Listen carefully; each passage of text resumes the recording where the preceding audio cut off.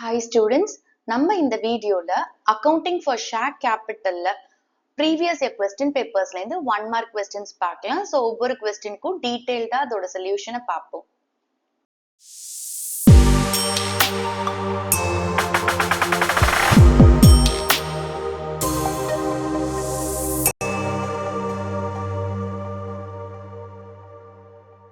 நம்ம questions பார்க்கறதுக்கு முன்னாடி இந்த topicல இருக்கிற சில basic concepts quick-ஆ revise பண்ணிட்டு அதுக்கப்புறமா நம்ம detailed questions பார்க்கலாம். So first நம்ம ஷேர்னா என்னன்னு பார்ப்போம். ஒரு எக்ஸாம்பிள்ல ஸ்டார்ட் பண்றேன். ஒரு கம்பெனி இருக்கு. அந்த கம்பெனிக்கு 1 crore rupees பணம் தேவைப்படுது. அவங்க பிசினஸ் எக்ஸ்பேண்ட் பண்றதுக்கும் டைவர்சிஃபை பண்றதுக்கும். ஸோ இந்த 1 crore rupees இந்த கம்பெனி வந்து பேங்க் இல்ல மத்த ஃபினான்ஷியல் இன்ஸ்டிடியூஷன்ஸ்ல இருந்து கடனா பாரோ பண்ணலாம். அப்படி இல்லைன்னா பப்ளிக் கிட்ட டிபெஞ்சர்ஸ் இஷ்யூ பண்ணி அவங்க வந்து பப்ளிக் கிட்ட இருந்து பாரோயிங்ஸ் ரைஸ் பண்ணலாம். பட் இந்த கம்பெனியை பொறுத்த வரைக்கும் ஆல்ரெடி நிறைய கடன் இருக்கிறதுனால இந்த கம்பெனி என்ன யோசிக்குது, இந்த 1 crore rupees கேபிட்டலா ரைஸ் பண்ணலாம் அப்படின்னு யோசிக்குது. சோ கேபிட்டலா ரைஸ் பண்றது அப்படின்னா இந்த கம்பெனி என்ன பண்ணும், அதோட ஷேர்ஸ பப்ளிக் கிட்ட இஷ்யூ பண்ணும். ஃபர்ஸ்ட் நம்ம ஷேர்ஸ்னா என்னன்னு பார்க்கலாம்.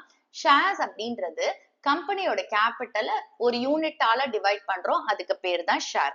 ஓகே, இப்போ இங்க அவங்களுக்கு 1 crore rupees தேவைப்படுது. சோ இந்த 1 crore rupees அவங்க என்ன பண்ணுவாங்க அப்படின்னா யூனிட்ஸ் ஆஃப் ஸ்மாலர் டினாமினேஷன்ஸ் ஆல டிவைட் பண்ணுவாங்க. அந்த ஒவ்வொரு யூனிட்டையும் நம்ம ஷேர் அப்படின்னு சொல்லுவோம். ஓகே, இப்ப இங்க பாருங்க 1 crore rupees இருக்கா. இந்த கம்பெனி என்ன பண்ணுது, இந்த 1 crore rupees 100 rupees ஆல டிவைட் பண்ணுது. சோ இத நம்ம யூனிட்ஸ் ஆஃப் ஸ்மாலர் டினாமினேஷன் அப்படின்னு சொல்றோம். ஓகே, இவங்க வந்து 100 rupees கொடுக்குறாங்க. ஒரு யூனிட்ட வந்து 100 rupees அப்படின்னு சொல்லி டிவைட் பண்றாங்க. 5 rupees-உம் டிவைட் பண்ணலாம், இல்ல 20 rupees-னும் டிவைட் பண்ணலாம். அது அந்த கம்பெனியை பொறுத்து. சோ இந்த கம்பெனி பொறுத்த வரைக்கும் அவங்க என்ன செய்யறாங்க, இந்த 1 crore rupees 100 rupees ஆல டிவைட் பண்றாங்க. அப்ப அவங்களுக்கு ஒவ்வொரு யூனிட் வருது இல்லையா, அந்த ஒவ்வொரு யூனிட்டையும் நம்ம ஷேர் அப்படின்னு சொல்றோம். அப்ப எவ்வளவு ஷேர்ஸ் வரும் இவங்களுக்கு, 1 crore rupees 100 ஆல டிவைட் பண்ணும்போது அவங்களுக்கு 1 lakh ஷேர்ஸ் வருது. சோ அப்ப இந்த கம்பெனி எப்படி இஷ்யூ பண்ணும், 1 lakh shares of 100 rupees each அப்படின்னு சொல்லி பப்ளிக் கிட்ட இஷ்யூ பண்ணும். இப்ப இந்த 100 rupees இருக்குல்ல, இத நம்ம நாமினல் ஆர் ஃபேஸ் வேல்யூ அப்படின்னு சொல்லுவோம். This is called nominal or face value. Okay, இப்ப கம்பெனி என்ன பண்ணுது, இந்த 1 crore rupees 100 rupees ஆல டிவைட் பண்ணி அதுக்கு ஒவ்வொரு யூனிட் வருது, அதை நம்ம ஷேர்னு சொல்றோம். சோ இங்க பொறுத்த வரைக்கும் இதுக்கு எவ்வளவு யூனிட்ஸ் வந்திருக்கு, 1 lakh units. So 1 lakh shares 100 rupees each அப்படின்னு சொல்லி கம்பெனி இஷ்யூ பண்ணுது. இப்ப பப்ளிக் இந்த கம்பெனி மேல ஒரு நம்பிக்கை இருந்துச்சு அப்படின்னா இந்த பப்ளிக் என்ன செய்வாங்க, அவங்களோட பணத்தை இந்த கம்பெனில இன்வெஸ்ட் பண்ணுவாங்க. ஓகே, சோ இப்ப கம்பெனிக்கு வந்து இந்த பணம், அதாவது பப்ளிக்கோட பணம் கம்பெனிக்கு வருது. ஓகே, இப்ப கம்பெனி எதுக்காக இந்த ஷேர்ஸ் இஷ்யூ பண்ணாங்க, கேபிட்டல் ரைஸ் பண்றதுக்காக. எதை வச்சு இஷ்யூ பண்ணிருக்காங்க, ஷேர்ஸ வச்சு. அப்ப வர கேபிட்டலை நம்ம ஷேர் கேபிட்டல் அப்படின்னு சொல்லுவோம். ஓகே, சோ ஷேர்ஸ் இஷ்யூ பண்ணி கேபிட்டல் ரைஸ் பண்ணதுனால இந்த கேபிட்டல் கம்பெனி என்னன்னு சொல்லும், ஷேர் கேபிட்டல் அப்படின்னு சொல்லும். இப்ப நம்ம சோல் ப்ரொப்ரைட்டர்ஷிப் பார்த்திருக்கோம், பார்ட்னர்ஷிப் பார்த்திருக்கோம். சோ ஒரு சோல் ப்ரொப்ரைட்டரோ இல்ல வந்து ஒரு பார்ட்னரோ அவங்களோட பிசினஸ்ல பணத்தை இன்வெஸ்ட் பண்ணும்போது, அந்த கேபிட்டல் இன்வெஸ்ட் பண்ணும்போது அவங்க என்னன்னு சொல்றோம், நம்ம ஓனர்னு சொல்றோம். அப்ப இங்க யார் இன்வெஸ்ட் பண்றாங்க பணத்தை, பப்ளிக் இன்வெஸ்ட் பண்றாங்க. சோ எந்த பப்ளிக் எல்லாம் இந்த கம்பெனில அவங்களோட பணத்தை இன்வெஸ்ட் பண்ணிருக்காங்களோ டுவர்ட்ஸ் ஷேர் கேபிட்டல், அவங்க வந்து இந்த கம்பெனியோட ஓனர்ஸ் இல்ல ஷேர் ஹோல்டர்ஸ் அப்படின்னு சொல்லுவோம். ஓகே, சோ இப்போ இந்த ஷேர் கேபிட்டல்ல இருந்து அவங்களுக்கு என்ன கிடைக்கும் அப்படின்னா டிவிடெண்ட். ஓகே, சோ ஏன்னா வந்து இந்த ஷேர் ஹோல்டர்ஸ் அவங்களோட கேபிட்டலை கம்பெனி கொடுத்திருக்காங்க. சோ கம்பெனி இன் ரிட்டர்ன் என்ன செய்வாங்க, அவங்களோட ப்ராஃபிட்ஸ்ல ஒரு ப்ரப்போர்ஷனை இந்த ஷேர் ஹோல்டர்ஸ்க்கு டிவிடெண்டா கொடுப்பாங்க. ஒரு கம்பெனி அதோட ஷேர்ஸ கேஷ்கோ இல்ல கன்சிடரேஷன் அதர் தன் கேஷ்கோ இஷ்யூ பண்ணலாம். சோ கேஷ்க்கு இஷ்யூ பண்ணும்போது அந்த கம்பெனி என்ன பண்ணும், இந்த ஷேர்ஸ்க்கு வர வேண்டிய பணத்தை செக் மூலமாவோ இல்ல பேங்கிங் இன்ஸ்ட்ருமெண்ட் மூலமாவோ கலெக்ட் பண்ணிக்கும். அண்ட் கேஷ்க்கு இஷ்யூ பண்ணும்போது இந்த இஷ்யூ பிரைஸ கம்பெனி வந்து லம்சம்லயும் கலெக்ட் பண்ணலாம், இல்ல இன்ஸ்டால்மெண்ட்லயும் கலெக்ட் பண்ணலாம். லம்சம் அப்படின்றது இப்ப யாரெல்லாம் வந்து அந்த கம்பெனியோட ஷேர்ஸ்க்கு அப்ளை பண்றாங்களோ அவங்க அந்த அப்ளிகேஷனோட சேர்த்து ஃபுல் இஷ்யூ பிரைஸையும் பே பண்ணிடுவாங்க, அதுதான் லம்சம். இன்ஸ்டால்மெண்ட் அப்படின்றது அந்த இஷ்யூ பிரைஸ வந்து பார்ட்டா அந்த கம்பெனி கலெக்ட் பண்ணிக்கும். ஓகே, அடுத்தது கன்சிடரேஷன் அதர் தன் கேஷ் அப்படின்றது சில இடத்துல வந்து கம்பெனி பேமெண்ட் பண்ண வேண்டிய இடத்துல அது ஷேர்ஸை இஷ்யூ பண்ணிடும். ஓகே, இப்போ ஒரு கம்பெனி வந்து அசெட் பர்ச்சேஸ் பண்ணுது அப்படின்னா அந்த அசெட்டுக்கு அது பணம் பே பண்ணும் வெண்டாருக்கு. சோ பணம் பே பண்றதுக்கு பதிலா அந்த வெண்டாருக்கு இந்த கம்பெனி அதோட ஷேர்ஸை இஷ்யூ பண்ணிடும். அதே மாதிரி ஒரு கம்பெனி ரன்னிங் பிசினஸ் பர்ச்சேஸ் பண்ணுதுன்னு வச்சுக்கோங்க, இன்னொரு கம்பெனியை வந்து பர்ச்சேஸ் பண்ணுது அப்படிங்கும்போது அந்த கம்பெனிக்கு இது வந்து கேஷ் பே பண்ணும் செட்டில்மெண்ட்டுக்கு. அதுக்கு பதிலா என்ன பண்ணும், ஷேர்ஸை இஷ்யூ பண்ணிடும். அதே மாதிரி ப்ரமோட்டர்ஸ் கிட்ட இருந்தும் அண்டர் ரைட்டர்ஸ் கிட்ட இருந்தும் அவங்களோட சர்வீசஸ் எடுத்துட்டு இருக்கு அப்படின்னா அந்த இடத்துலயுமே ஷேர்ஸ அவங்களுக்கு இஷ்யூ பண்ணிடும். ஸோ ப்ரமோட்டர்ஸ் அப்படிங்கிறவங்க வந்து கம்பெனியோட ஃபார்மேஷனுக்கு வேலை செஞ்சவங்க. ஓகே, ஸோ அவங்களுக்கு வந்து இன்கார்பரேஷன் காஸ்ட் அப்படின்றத கம்பெனி பே பண்ணும். ஸோ அந்த இன்கார்பரேஷன் காஸ்ட பணமா பே பண்றதுக்கு பதிலா கம்பெனி என்ன செய்யும், ஷேர்ஸ் இஷ்யூ பண்ணி பே பண்ணிடும். அதே மாதிரி அண்டர் ரைட்டர்ஸ் அப்படிங்கிறவங்க வந்து கம்பெனிக்கு வந்து அவங்களோட, அதாவது கம்பெனியோட ஷேர்ஸ நான் வித்து கொடுக்குறேன் அப்படின்னு சொல்லி கேரண்டி கொடுக்கறவங்க தான் வந்துட்டு அண்டர் ரைட்டர்ஸ். அப்படி சப்போஸ் அவங்களால விற்க முடியலன்னா அவங்களே என்ன செஞ்சிருவாங்க, அந்த ஷேர்ஸ பர்ச்சேஸ் பண்ணிட்டு அதுக்கப்புறமா அவங்களோட கஸ்டமர்ஸ் கிட்ட அவங்க வித்துக்குவாங்க. ஓகே, லைக் பேங்க்ஸ், எல்ஐசி இவங்க எல்லாம் வந்து இந்த அண்டர் ரைட்டிங் ஒர்க்க பண்ணுவாங்க. சோ இவங்களுக்கெல்லாம், அதாவது இந்த அண்டர் ரைட்டர்ஸ்க்கு வந்து கம்பெனி வந்து கமிஷன் பே பண்ணும். சோ கமிஷனை கேஷா பே பண்றதுக்கு பதிலா அண்டர் ரைட்டர்ஸ்க்கு ஷேர்ஸ் இஷ்யூ பண்ணிடும். ஒரு கம்பெனி வந்து லம்சம்ல அந்த இஷ்யூ பிரைஸ கலெக்ட் பண்ணுது அப்படின்னா, ஃபார் எக்ஸாம்பிள் இப்போ ஒரு கம்பெனி 10 lakh rupees கேபிட்டல் தேவைப்படுது. So 10,000 shares of 100 rupees each அப்படின்னு சொல்லி இஷ்யூ பண்ணிருக்கு. கம்பெனி என்ன டிசைட் பண்ணும், இந்த 100 rupeesயுமே வந்து மொத்தமா கலெக்ட் பண்ணிடலாம் டிசைட் பண்ணும். அதுதான் லம்சம். இன்ஸ்டால்மெண்ட் அப்படின்றது இந்த 100 rupees பிரேக்கப்ஸ், அதாவது பார்ட்டா கலெக்ட் பண்றது. ஓகே, ஃபார் எக்ஸாம்பிள் இப்ப இந்த 100 rupees வந்து 1st June 2023 அன்னைக்கு ஒரு 50 rupees 100ல இருந்து, அடுத்தது 31st July 2023 அன்னைக்கு ஒரு 30 rupees கலெக்ட் பண்ணும். அடுத்தது 30th September 2023 அன்னைக்கு ஒரு 10 rupees கலெக்ட் பண்ணுது. 1st November 2023 அன்னைக்கு ஒரு 10 rupees கலெக்ட் பண்ணுது. சோ இந்த 100 rupees பார்ட்டா கலெக்ட் பண்ணிருக்குல, இதுதான் இன்ஸ்டால்மெண்ட். சோ இங்க ஆட் பண்ணி பாருங்க, இந்த 100 வரும். 50 plus 30, 80 plus 10, 90 plus 10, 100 rupees. Okay, இப்ப இந்த ஃபர்ஸ்ட் 50 rupees இருக்குல்ல, இத நம்ம ஃபர்ஸ்ட் இன்ஸ்டால்மெண்ட் ஒரு அப்ளிகேஷன் மணி அப்படின்னு சொல்றோம். ஓகே, இப்ப வந்து யாரெல்லாம் இந்த கம்பெனியோட ஷேர்ஸ்க்கு அப்ளை பண்றாங்களோ அவங்க என்ன செய்வாங்க, இந்த அப்ளிகேஷனோட சேர்த்து இந்த அப்ளிகேஷன் மணியை பே பண்ணுவாங்க. சோ அவங்க எவ்வளவு நம்பர் ஆஃப் ஷேர்ஸ் வந்து அப்ளை பண்றாங்களோ இன்டூ 50 rupees அவங்க பே பண்ணிடுவாங்க. சோ கம்பெனி வந்து இந்த அப்ளிகேஷன் மணியை ரிசீவ் பண்ணும். ரிசீவ் பண்ணிட்டு அவங்களுக்கு என்ன பண்ணும், ஷேர்ஸா அலாட் பண்ணும். சோ அவங்க வந்து கம்பெனில ஷேர் ஹோல்டர்ஸ் ஆயிருவாங்க. ஓகே, கொஞ்ச நாள் கழிச்சு கம்பெனிக்கு திரும்பியும் பணம் தேவைப்படுது. சோ 31st July அன்னைக்கு என்ன பண்ணுது இந்த கம்பெனி, அவங்களுக்கு கால் பண்ணி எனக்கு உங்களோட 100 rupeesல நெக்ஸ்ட் ஒரு 30 rupees பே பண்ணுங்க அப்படின்னு சொல்லுது. சோ இந்த செகண்ட் இன்ஸ்டால்மெண்ட்டை நம்ம அலாட்மெண்ட் மணி அப்படின்னு சொல்லுவோம். செகண்ட் இன்ஸ்டால்மெண்ட்டை அலாட்மெண்ட் மணி அப்படின்னு சொல்லுவோம். ஓகே, இப்ப கொஞ்ச நாள் போச்சு, திருப்பி 30th September அன்னைக்கு அகைன் பணம் தேவைப்படுறதுனால அந்த கம்பெனி என்ன செய்யுது, ஷேர் ஹோல்டர்ஸ் கால் பண்ணி இப்ப 100 rupeesல 80 rupees ஏற்கனவே பே பண்ணிட்டீங்க, இன்னும் ஒரு 10 rupees பே பண்ணுங்க அப்படின்னு சொல்லுது. சோ அலாட்மெண்ட்டுக்கு அப்புறம் வர இன்ஸ்டால்மெண்ட் மணியை நம்ம கால் மணிஸ் அப்படின்னு சொல்லுவோம். சோ அலாட்மெண்ட்டுக்கு இமீடியட்டா அடுத்த இன்ஸ்டால்மெண்ட் வருது இல்ல, அது பேர் ஃபர்ஸ்ட் கால் மணி. ஓகே, இப்ப வந்து எகெயின் 1st November அன்னைக்கு பணம் தேவைப்படுது. சோ கம்பெனி என்ன செய்யுது, அந்த ஷேர் ஹோல்டர்ஸ் கால் பண்ணி பாக்கி இருக்கிற 10 rupees பே பண்ணிடுங்கன்னு சொல்லுது. சோ அவங்க பே பண்ணுவாங்க.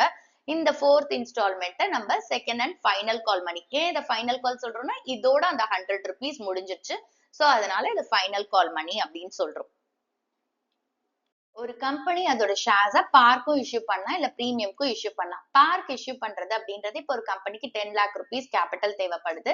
சோ இந்த 10 lakh rupees அது எப்படி டிவைட் பண்ணிருக்கு, 10,000 shares of 100 rupees each அப்படின்னு சொல்லி டிவைட் பண்ணிருக்கு. ஓகே, இப்போ இந்த 100 rupeesங்கிறத நம்ம என்னன்னு சொல்லுவோம், face value or nominal value. இப்ப கம்பெனி இஷ்யூ பண்ணும்போது இந்த 100 rupeesக்கே அந்த ஷேர்ஸ் 10,000 sharesையும் இஷ்யூ பண்ணுது அப்படின்னா அதை வந்து நம்ம பார்ல இஷ்யூ பண்ணுது அப்படின்னு சொல்றோம். So face value 100 rupees, issue பண்ணும்போது 100 rupeesக்கே இஷ்யூ பண்ணுது.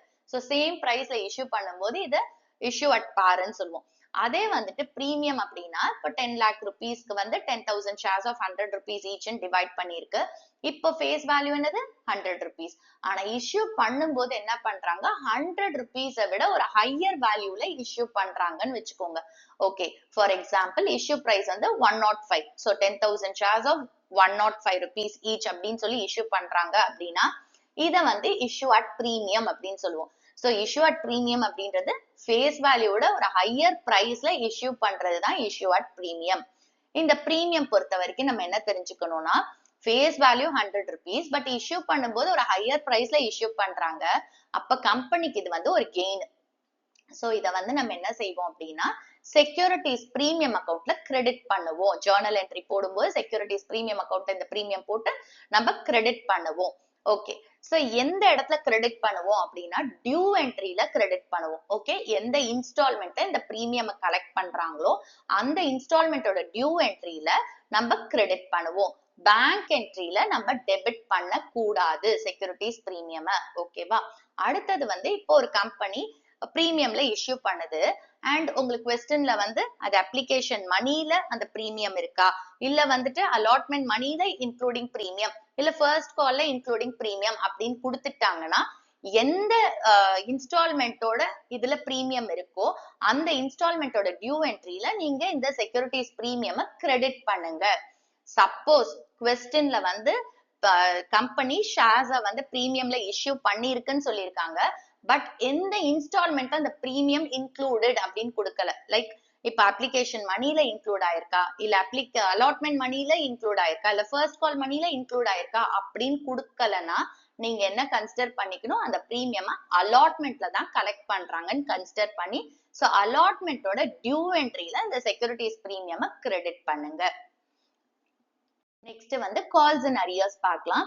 ஃபார் எக்ஸாம்பிள் இப்போ ஒரு company 10,000 shares of 10 rupees each அப்படின்னு சொல்லி இஷ்யூ பண்றாங்க. இந்த 10 rupees அவங்க வந்து இன்ஸ்டால்மெண்ட்ல கலெக்ட் பண்றாங்க. Like 3 rupees அப்ளிகேஷன்ல, 2 rupees allotment, 3 rupees first call, 2 rupees second and final கால். இப்போ ஒரு ஷேர் ஹோல்டர் இருக்காரு, அவர்கிட்ட 1000 shares இருக்கு அந்த கம்பெனில. ஓகே, சோ 1000 sharesக்கு அவர் அப்ளிகேஷன் மணி எவ்வளவு பே பண்ணும்? 1000 into 3 3000, allotment money 1000 into 2 2000, first call 1000 into 3 3000 and second and final call 1000 into 2 2000 rupees pay பண்ணும். ஓகே, இப்ப கம்பெனி என்ன பண்ணிருக்காங்க, செகண்ட் அண்ட் ஃபைனல் கால் வரைக்கும் கால் பண்ணிட்டாங்க. இந்த ஷேர் ஹோல்டர் பொறுத்த வரைக்கும் அவர் அப்ளிகேஷன் மணியும் அலாட்மெண்ட் மணி மட்டும் தான் பே பண்ணிருக்காரு. ஃபர்ஸ்ட் அண்ட் செகண்ட் கால் மணி பே பண்ணவே இல்லை. சோ இத நம்ம என்னன்னு சொல்லுவோம்னா கால்ஸ் இன் அரியர்ஸ் அப்படின்னு சொல்லுவோம். ஓகே, கால்ஸ் இன் அரியர்ஸ் அப்படிங்கிறது கம்பெனிக்கு ஒரு loss. Calls in arrears is a loss to the company. So அதனால என்ன பண்ணுவோம், எந்த பர்டிகுலர் கால் பே பண்ணல, இப்ப ஃபர்ஸ்ட் கால் பே பண்ணல, செகண்ட் அண்ட் ஃபைனல் கால் பே பண்ணல, அப்ப ஃபர்ஸ்ட் காலோட பேங்க் என்ட்ரில இந்த கால்ஸ் அண்ட் அரியர்ஸ் நம்ம டெபிட் பண்ணுவோம். ஏன்னா இது லாஸ். ஓகே, நம்ம நாமினல் அக்கவுண்ட் ரூல் தெரியும்ல, debit all expenses and losses. So calls and arrears debit பண்றோம் பேங்க் என்ட்ரில, ஃபர்ஸ்ட் காலோட பேங்க் என்ட்ரில. ஓகே, அடுத்தது செகண்ட் காலும் ஒரு பே பண்ணல. சோ செகண்ட் காலோட பேங்க் என்ட்ரிலயும் நம்ம என்ன பண்றோம், லாஸ், அதாவது இந்த கால்ஸ் அண்ட் அரியர்ஸ் லாஸ் இல்லையா, இதையும் நம்ம டெபிட் பண்றோம். ஓகே, சோ பிரீமியம் பொறுத்த வரைக்கும் it's a gain. Nominal account rule என்னது, credit all incomes and gains. So அதனால தான் செக்யூரிட்டிஸ் பிரீமியம் நம்ம அந்த பர்டிகுலர் காலோட டியூ என்ட்ரில நம்ம கிரெடிட் பண்றோம். இப்ப நம்ம ப்ரீவியஸ் இயர் போர்ட் பேப்பர்ஸ்ல கேட்டிருக்கிற சில எம்சிக்யூஸ்க்கான சொல்யூஷன் பார்க்கலாம். First question, reserve capital is that part of dash capital which cannot be called except at the time of winding up of the company. A issued, B called, C uncalled, D nominal. So இங்க என்ன question கொடுத்திருக்காங்க, reserve capital வந்து எந்த கேபிட்டலோட ஒரு part and இந்த reserve கேபிட்டலை ஒரு company wind up பண்ணும்போது தான் கால் ஃபார் பண்ணும் அப்படின்னு சொல்லியிருக்காங்க. நம்மளுக்கு ஆப்ஷன் கொடுத்திருக்காங்க. சோ இந்த ஆப்ஷன்ல எது கரெக்ட் அப்படின்னு பாக்குறதுக்கு முன்னாடி நம்ம கம்பெனில என்னென்ன டைப்ஸ் ஆஃப் கேபிட்டல் இருக்கு அப்படிங்கறத பார்க்கலாம். ஃபர்ஸ்ட் ஒன் வந்து nominal capital or authorised capital or registered capital. Okay, so இது மூணுமே ஒரே அர்த்தம் தான். நாமினல் கேபிட்டலுக்கு இன்னொரு நேம் ஆத்தரைஸ்ட் கேபிட்டல், இன்னொரு நேம் ரெஜிஸ்டர்ட் கேபிட்டல். சோ இந்த கேபிட்டல் வந்து மெமோரண்டம் ஆஃப் அசோசியேஷன்ல கொடுத்திருப்பாங்க. மெமோரண்டம் ஆஃப் அசோசியேஷன் அப்படின்றது ஒரு முக்கியமான டாக்குமெண்ட். ஒரு கம்பெனி வந்து ஃபார்ம் பண்ணும்போது இந்த டாக்குமெண்ட்டை சப்மிட் பண்ணி தான் ஃபார்ம் பண்ணும், அதாவது ரெஜிஸ்டர் ஆகும்.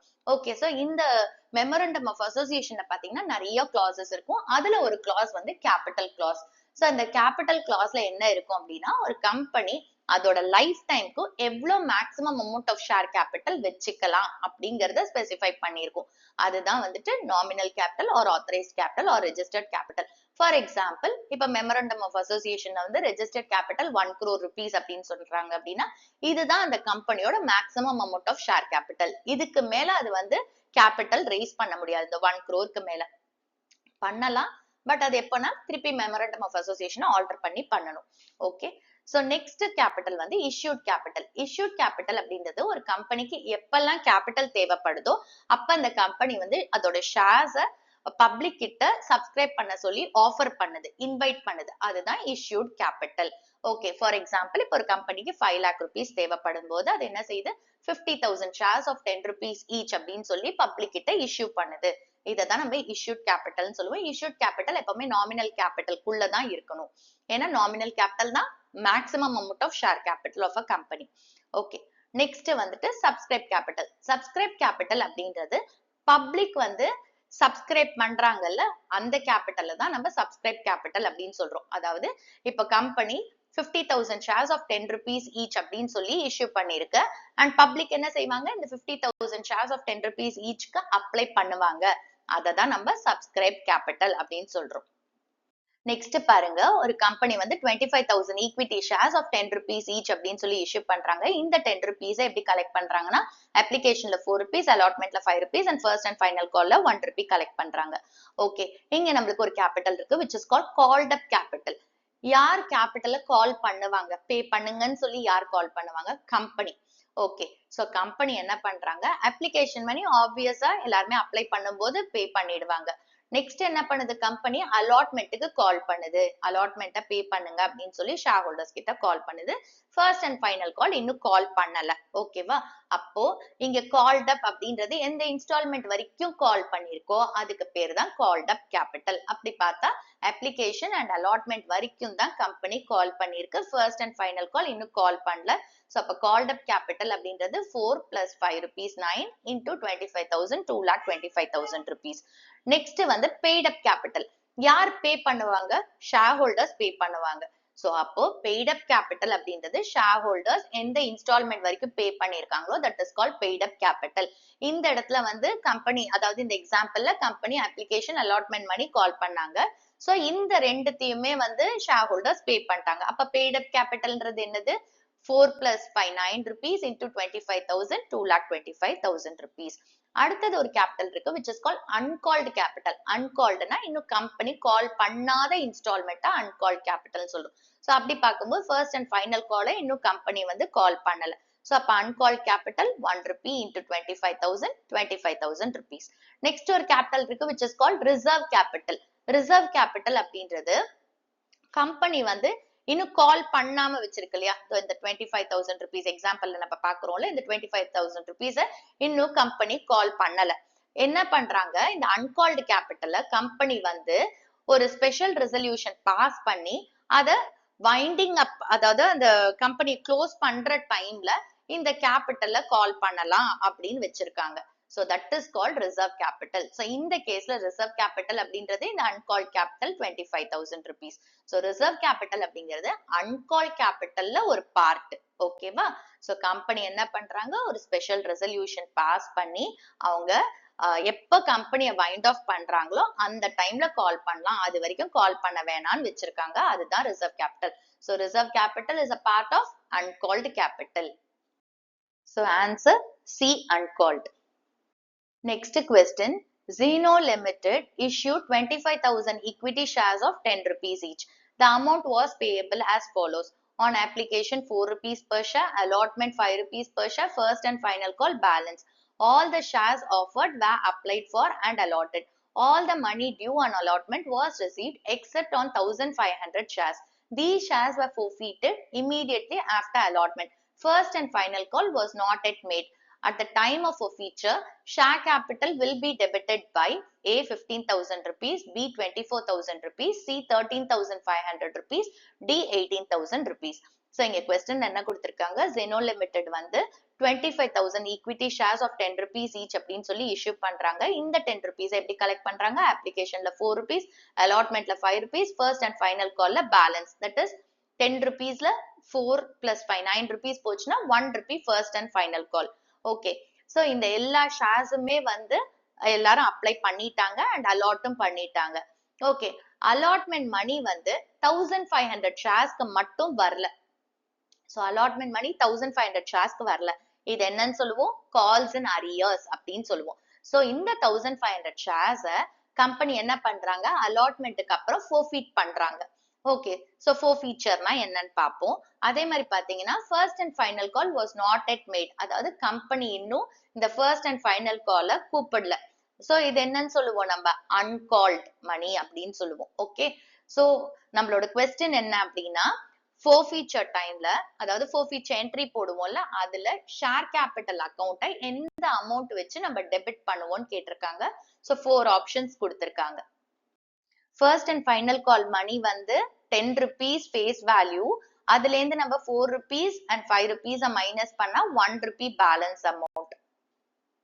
இந்த கொஸ்டின்ல வந்து 1500 ஷேர்ஸ்க்கு அலாட்மெண்ட் மணி பே பண்ணாததுனால கம்பெனி வந்து அந்த 1500 ஷேர்ஸை ஃபோர்ஃபீட் பண்ணிடுச்சு. forfeiture of shares அப்படிங்கிறது ஷேர் ஹோல்டர்ஸ்க்கு அலாட் பண்ண ஷேர்ஸை கேன்சல் பண்றதுக்கு பேர் தான் forfeiture of shares. ஓகே, ஒரு கம்பெனி வந்து எல்லா ஷேர் ஹோல்டர்ஸோட ஷேர்ஸையுமா கேன்சல் பண்ணுவாங்க? கிடையாது. எந்த ஷேர் ஹோல்டர் வந்து அவங்களோட கால்ஸுக்கு அமௌண்ட் பே பண்ணலையோ அந்த ஷேர்ஸை தான் கேன்சல் பண்ணுவாங்க. அண்ட் அதே மாதிரி அந்த கம்பெனியோட ஆர்டிகல்ஸ் ஆஃப் அசோசியேஷனும் forfeit பண்ணலாம் அப்படின்னு சொன்னாதான் அப்ப ஷேர்ஸை கேன்சல் பண்ண முடியும் கம்பெனியால. ஓகே, சோ இப்போ கம்பெனி என்ன செய்வாங்க, அவங்களுக்கு கால் பண்ணி பார்ப்பாங்க, உங்களோட கால்ஸ் அரியர்ஸ்ல இருக்கு, நீங்க பே பண்ணிடுங்கன்னு சொல்லி திருப்பி திருப்பி கால் பண்ணி பார்ப்பாங்க, ரிமைண்டர்ஸ் கொடுப்பாங்க. பட் அந்த ஷேர் ஹோல்டர் ரெஃப்யூஸ் பண்ணிருப்பாரு, பே பண்ணாமே இருப்பாரு. பட் கம்பெனிக்கு கேபிட்டல் தேவைப்படுது. சோ அதனால கம்பெனி ஒரு டிசிஷன் எடுத்துரும், ரொம்ப இவங்க கிட்ட ட்ரை பண்ணும், நம்மளுக்கு கிடைக்கல, நம்ம ஆர்டிகல்ஸ் ஆஃப் அசோசியேஷன் ஃபோர்ஃபீட் பண்ணலாம்னு சொல்லி இருக்கு. சோ அதனால அந்த நம்பர் ஆஃப் ஷேர்ஸ் நம்ம கேன்சல் பண்ணிடுவோம் அப்படின்னு சொல்லி டிசைட் பண்ணிரும்.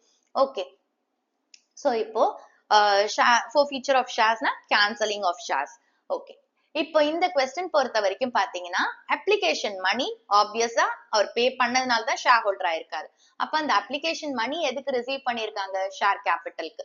இப்போ ரிசீவ் பண்ண இந்த அமௌண்ட்டை வந்து கம்பெனி ரீஃபண்ட் பண்ணாது forfeit பண்ணும்போது. ஓகே, சோ இந்த ஷேர் ஹோல்டர் கேட்பாரு, நான் அப்ளிகேஷன் மணியை பே பண்ணிட்டேன், அதையாச்சும் திருப்பி கொடுப்பா அப்படின்னா அதெல்லாம் கொடுக்க முடியாது, அதை ரீஃபண்ட் பண்ணாது கம்பெனி. அதே மாதிரி அதை பிரீமியம் ரிசீவ் பண்ணியிருந்தாலும் அந்த பிரீமியமையும் கம்பெனி வந்து forfeit பண்ற டைம்ல ரீஃபண்ட் பண்ணாது.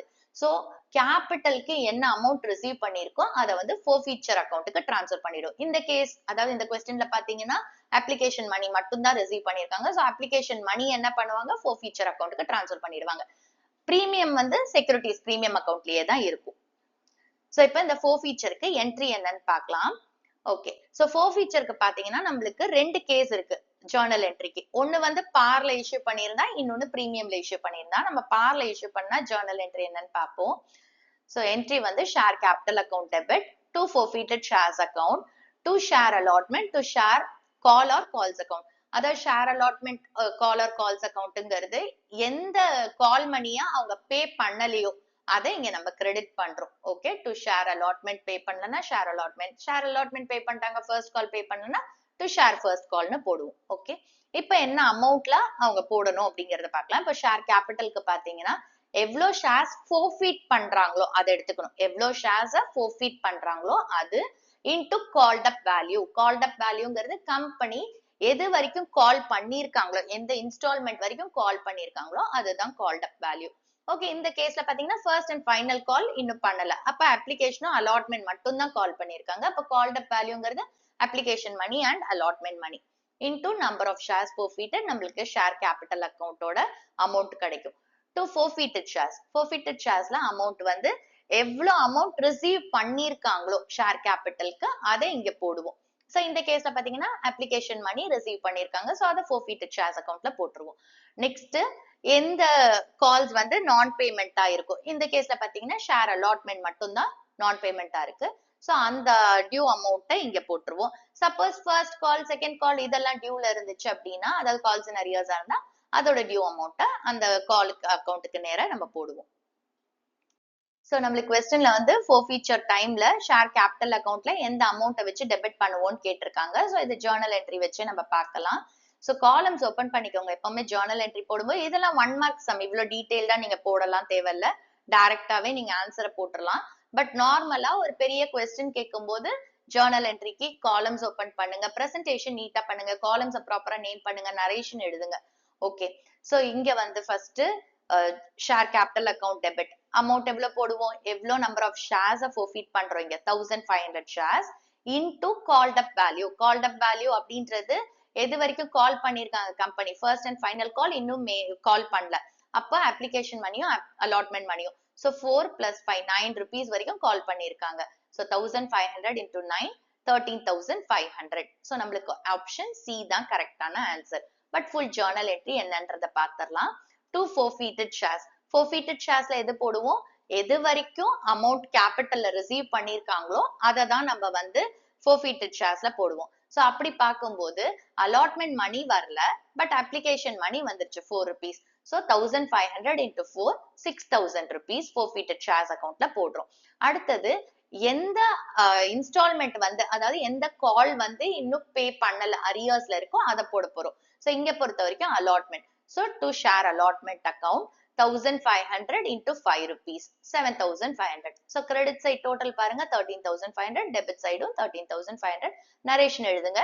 இந்த 1 mark questionக்குலாம் இவ்வளோலாம் நீங்க பண்ண வேண்டாம், டைரக்டா உங்களுக்கு புரிஞ்சிருச்சுன்னா ஆன்சர் எடுத்து எழுதிருங்க.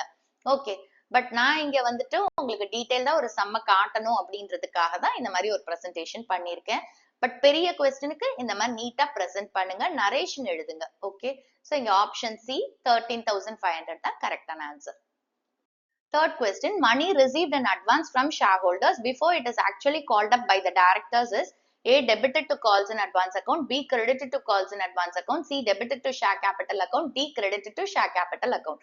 ஓகே, சோ இங்க நம்ம வந்து கால்ஸ் இன் அட்வான்ஸ் பத்தி கேட்டிருக்காங்க. ஃபர்ஸ்ட் அது என்னங்கறத பாத்துக்கலாம்.